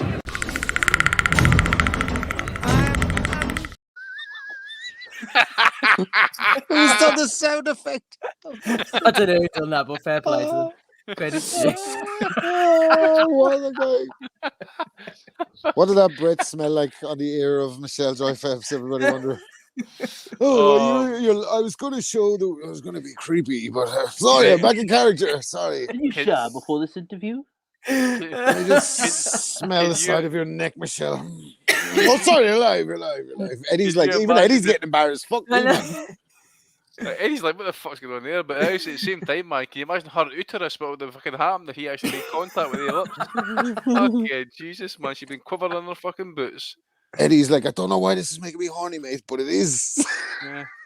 Do you shower before an interview? Ricky Graville says some guy in the group chat apparently did that. I think it was Damo created this one as well for the game. Luis Alberto Lopez. This is Fight Club. Come on in Kingston, Jamaica. The banter, man. What did he ask? Did he ask Beterbiev? The way she carved him as well, she was seeing him coming, like she seen him coming. That was prime shoulder roll defense for Michelle Joy Phelps. She tucked in like James Toney. She was like, no. Who was it asked the guy about Bellew the week actually, and he tried to kind of palm it off as if And then he showed him the picture of the guard that Ryan Deal had done. He was like, wasn't he wasn't he under a drain or something? He was like, Yeah. is it offensive to me? The guy, Yeah. oh, I'm sure it's I'm fine. like a troll. he tried to make it. He had no idea what Bellew the week was. Now, what does that mean? What does that mean? Am I a belly? Well, that was oddly Belly of the week. What's that? What's that? And then he started singing. What the? We know all them are listening because they'll be fucking repeating the shit that we be saying on here during the week. It reminds me, I was watching over Christmas there. They had the second Godfather film again, and you know when Michael asked Fredo, does he know Johnny Ola? You know how Michael or Fredo betrays him, and Fredo just goes, no, never heard of him. That's what came to mind when Ames asked God, does he know what Belly of the Week is? Oh, you think he protested too much? He knows all right, doesn't he? The guy. Boxing Nutters messenger group. Get yourself Probably alive. in it, didn't he? Holly's account. Hi, Holly. She'll listen to you in the week. Sorry, Holly. You took over the spot of that woman who wasn't a woman who used to listen to us. Oh, yeah. Well, what was her name again? Now? MGP getting that Floyd Mayweather shoulder. Emily roll X. in there. Emily X. Oh, aye. I used to think that was Brian King. I had myself convinced that was Brian King. Probably Why? was. Like, Brian King's a good guy. I don't think he'd do that. Like, I don't know what was wrong with me back No, then. I think he would. He's in Thailand at the moment. Shout out, Brian. See, good for him, man. Shout out Brian King. Good for him. Alicia Baumgartner. Oh my God. Tweeted out. She says, "I don't say much." Just fucking stop talking. Because I don't have to. But you all got to understand the Lord is working behind the scenes. The way he's orchestrating my life will have you all questioning how strong your faith is in the midst of trial. Press in and watch it play out. Can I get first dibs at this before Rob comes in to try to defend these? No. It says I from nominated her, you Earth. man. It says from Earth, Andy, which I would question. Go ahead. What I was just going to say is, like the Lord's got her back. The Lord's working behind the scenes. I think the Lord's a bit busy fucking elsewhere just now in the world trying to fucking sorry, at least a Baumgartner's fucking positive PED tests over at Rob, man. Fucking hell. Like, Jesus, come on. Look, listen, I have shit on my mind. But what about Alicia Baumgartner's vindication? I'll get to it. I nominated this shit, man, because when she said, I don't say much, what? This bitch has not stopped talking since she popped off. I swear to God, every day she's on Twitter talking about her haters and God's work and fucking, I know you can't understand how a fighter is this. Like, honestly, it's over between me and Baumgartner, man. I'm going back to pen pals with Obanov. This shit is too much. What's wrong with this bitch? Like, she cannot shut the fuck up. Yep. Is this now the classic matchroom defense? You pop hot and then you talk that much that you convince the person that they fucking did something wrong? Like, I don't say... Do you know what I mean? I don't say, like, Conor Ben's on talking about, like, listen, Pierce Morgan, I've been having suicidal thoughts over this shit. Like, people are being... And they're like, it's not the people, asshole. You popped hot. It wasn't the fucking people. The same with this bitch. Like, she won't shut the fuck up talking. I don't say much because I don't have to. Well, how about you don't say much then? Oh, vindication for Baumgartner. I just think we might pray to different gods. I don't know. Yeah, maybe. She's enjoying life. Yeah, Steve, did you see just on Baumgartner that she was on? There was some footage came out during the week of her and the goat on the same flight or something. I didn't. That's right. No, she had an interview with Shaq where she said she could beat the goat, and then the goat was on the plane and they were having a bit of verbals, weren't they? And the goat said, "Make sure you get me ass in the shot." Basically, that's what she said. Like, check out my ass. I look. Ames has put it in here. The chat. He says in the clip of her and Clarissa on the plane, she said something along the lines of, "She's come to see the bomb." On it, and Ames put it up there, Steve. See it? Yeah, she's like, "Yeah, you know you're following me. You know you're following me." And then where is it in the Nutters group? No, in the live chat. Oh, is it something to do with don't say bomb on a plane? That's probably the fucking good one. Yeah. What if I was a bombardier? Oh yes, sorry, I see him now. George Carlin. What about a bomb anecdote? Like Deontay Wilder running through Belfast screaming "Bomb Squad." It's like yeah. I don't know. Nobody fucking moved in Belfast when we started Bomb Squad. They were like, "It's not the first rodeo up here, asshole." Fuck me. Wasn't Billy Joe Saunders in that or something? Didn't he go into a Nando's? On Dublin Road, wasn't it, Dominic? I think they were throwing chicken at each other or something. Wilder off on his cunt or something like that. general scallywag behaviour from Billy. So I tell you what, the ball's on Saunders, by the way. Forget about the Canelo fight. Imagine going in to fucking provoke Deontay Wilder when he's eating. Fuck that. That's right, because he was over for Fury Pianetta, wasn't he? And then he was in the ring afterwards to announce the fact that they were fighting and all on Frampton Jackson undercard. You're right. They're on. There we go. Yep, we're going to be finishing off soon. So Rack Noble tweeted this one out. Beterbiev wasted absolutely no time updating the socials to 20-0, 20 KOs. Modern Groove Assembly says, lol, he probably did that on his stool after round 1. With his boxing gloves on. Oh dear, that was a good one. He probably used his HGH needles, actually. Here, how quality would it be? How quality would it be, man, if the investigation goes ahead and it actually proves positive that he did take HGH and fucking testosterone? Holy Meltdown fuck. Central. Oh, fuck. I'm here for that every day of the week, man. Oh dear. There he is. There's Rick. He's loving life, is Rick. Right, final one. I got a video for you all to play. Probably forgotten about this in the midst of Tony and Callum and Beterbiev and all. But last week, O'Hara Davis got absolutely iced by the 78-year-old Ishmael Barroso. And he had a few things to say about the loss, it's fair to say. Well, I need to congratulate Ishmael Barroso. He got me a very good shot. It was a punch from the gods. On the Monday, I realised that I wasn't sleeping that much. I still wasn't sleeping that much. I was getting less sleep after jet lagged than I was getting during my jet lag. And this really didn't make sense. You had the casino on the ground floor in this hotel, and people don't know that what they do in the casinos, they make the temperature perfect. They put more oxygen into the air. This isn't a conspiracy, this is actually facts. I've spoken about this to many people, a lot of people involved in the hotel business, in the casino business that are in the hotels, and they pump extra oxygen into the atmosphere in the casino so that people can be there all day gambling and not be tired. That's why you go to certain ones, you see people there from morning till night. They're not tired. They don't need no sleep because they're pumping more oxygen into the air that people just don't need to sleep. And in our bedrooms, they had big air vents in the fucking bedrooms. And then I realized I was up at I was going to bed about 11:30, 12 o'clock at night. I was up at 3 o'clock in the morning, 2:30 in the morning. I'm just laying down. I can't sleep. I'll be on my phone. It's jet lag, dickhead. And while I was doing that at 3 in the morning, I realised the other people that are here with me, there was about 6 of us.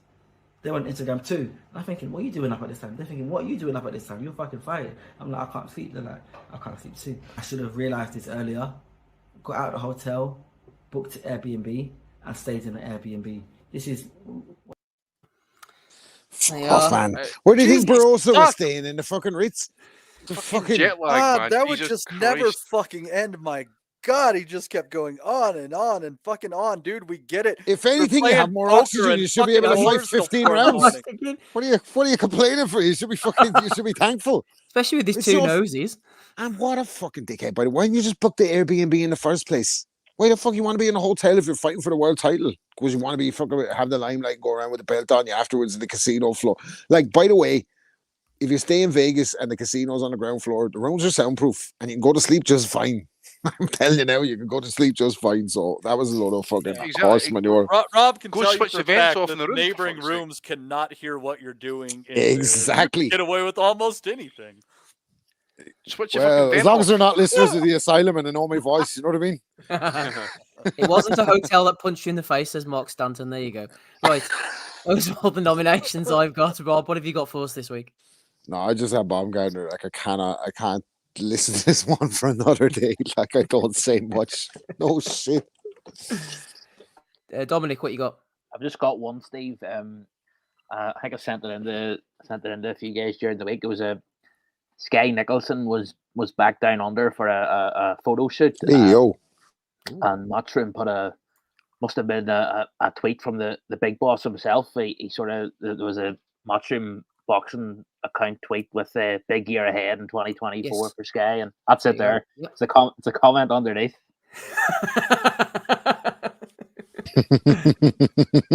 Cheeky from Harold O'Lederman. That was my only nomination. Good stuff. What Matt, are you getting at here, Dominic? I know. Such a hater. Go on, Matt. So I would just like to add to the whole Alicia Baumgartner, Clarissa Shields thing is after they landed, Clarissa Shields posted a video where she said basically, she's like, am I saying that Alicia is on something? No. But the way she was acting, I'm just saying if somebody was on something, that's exactly the way that they would be acting. Might be the way they tweet as well now that you say it. So yeah, just to add a little bit of additional info to the aforementioned nomination. Good stuff. Good stuff on the quote. Andy, anything from you, please? Yeah, I suppose one for Matt's room. They've stuck they've saved the show. Guys are getting paid, but that Dylan Bellotti car, sticking that on as next gen when your main event is age 33 and 28 respectively, I think you're stretched in a wee bit there. So maybe a wee phone call to 20 standards possibly there. And one for fucking tit wank himself, Joey Barton, man. This guy he seems to be out on a limb here, trying to commit basically employment and social suicide by just basically flaming every cunt. He's one of the lads. Aye, he's coming out. Aye, one of the lads, obviously, but he's blaming everybody. For everything. But anyway, he's blaming Beterbiev. He's saying he's just out his mind. He's like all the Russians apparently in UFC. This goes back to what I was saying. I think you call them Ruskies, and he used the politically correct term, Joey Barton. He's very fucking sensitive that way. They call them Ruskies, I think. And then he goes on and says, have you seen Icarus? Right? So he's on about the big Russian doping program. So remember what I said, guys. It's not about the Billy Brits and on the fucking Dougal Islands. It's the Johnny Foreigners. It's the bad guys, remember? Your guys didn't cheat, remember? It's all Johnny Foreigners and those Ruskies. Fucking hell. Who let him out of Scott Brown's pocket to start tweeting again? I mean, that wanker, man. Absolute wanker, man. How he got away with wearing no jersey, I will never fucking forgive that, by the way. Announced himself as the best player in Scotland, subbed off in his first fucking game against Celtic. Fuck off, fucking turned up for fucking pre-season training, literally fat as fuck, as Ozzy Smith would say. So fucking shut his mouth. That's what he needs to do. And this is the guy, but so I just added it in there, just to let Bob Arm and Artur Beterbiev know what we're dealing with here. So this is Joey Barton, who stuck a fucking cigar in one of his teammates' eyeballs. What about that? Because the guys beat the shit out of some guy in the training pitch as well. Fractured his jaw and did all kinds of stuff. Maybe, hopefully, he runs into Artur Beterbiev and he gets to express himself in the flesh. You Ruskies are steroid cheats. By the way, fucking great hell. lads. So that's all I've got, mate. Yeah. One for Bellew, obviously, in that as well, and Baumgartner as well, mate. Yeah, we'll go through them again quickly, episode 555, then we'll make our picks and get out of here. So Rick Glazer going mad and defending himself, with Franz Botha falling on hard times. We've got Tony Bellew definitely falling on hard times with his bullshit this weekend. He got called out by the whole Bitcoin Rodney, gone from the metaverse to the hyperverse and beyond. He got outed there. No smoke boxing. Eddie being interviewed. Shocker. Errol Spence. Trans politics. We had LRTV. We had Elusive Raf, giving his opinions. We had Modern Groove Assembly. That was quite a fun one. Rick again. Scott Nicholson. And all the videos, including the many acts from the GAD. We had yours, Andy, as well, that we played earlier. Eddie's Confidence. We had Bellew with the BBC Sport photograph. And O'Hara's excuses. Rob, quite the rundown this weekend. Yeah, the year's 2 weeks old, man. It's the year's 2 weeks old. We had like tougher competition in Bellew of the week that we've seen in the fights that have happened so far. But I would say it has to be Tom Gray, man. Listen, if you make it to a position in life where you're the editor or something to do with the Ring magazine, you have to have, at least as a fucking prerequisite, have watched a lot of fights. And if you've watched a lot of fights and you've watched Artur Beterbiev and you've watched Callum Smith's career, how the fuck on earth can you come to the conclusion that Callum Smith is going to knock him out?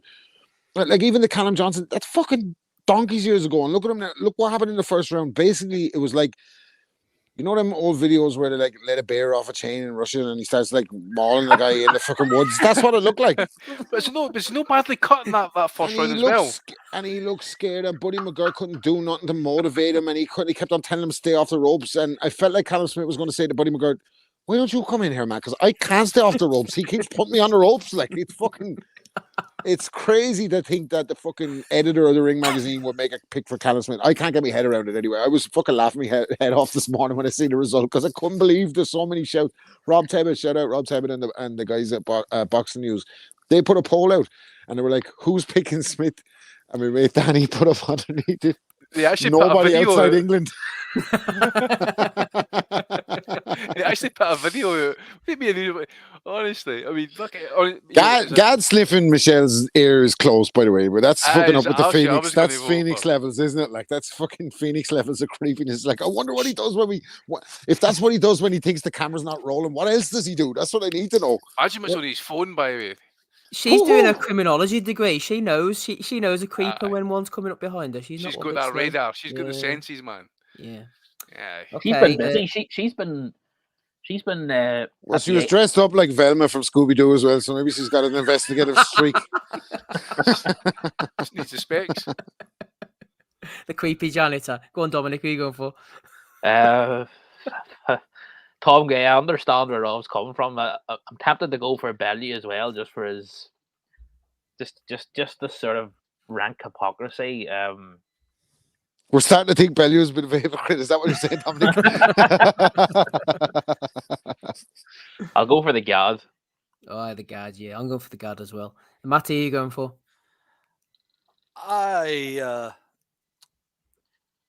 I'll just go with you guys and go with the Gad. Why not? Let's just make it easy. 3 for the Gad. Your pick is academic, Andy, but don't let that stop you. Yeah, I mean, it was quite solid. It was looking quite solid for Eddie and Co and Bellew after all the PED stuff and that. But the more you look at it and the way it's been broken down in slow motion, and then Eddie actually just giving it that look, like to say, "The fuck are you doing, you creepy weirdo?" You know, seriously, man.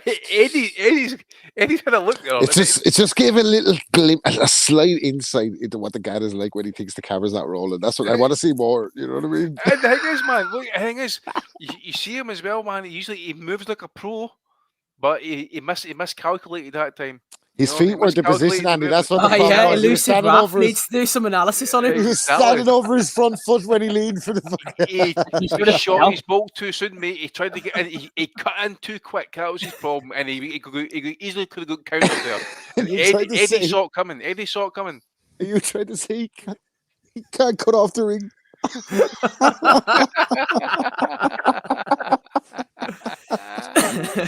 Right, before this descends into farce, congratulations, Gareth A. Davis. You are the Bellew of the Week winner for episode 555. Quebec City. Congratulations, Gad. Right, quickly before we Jamaica, man.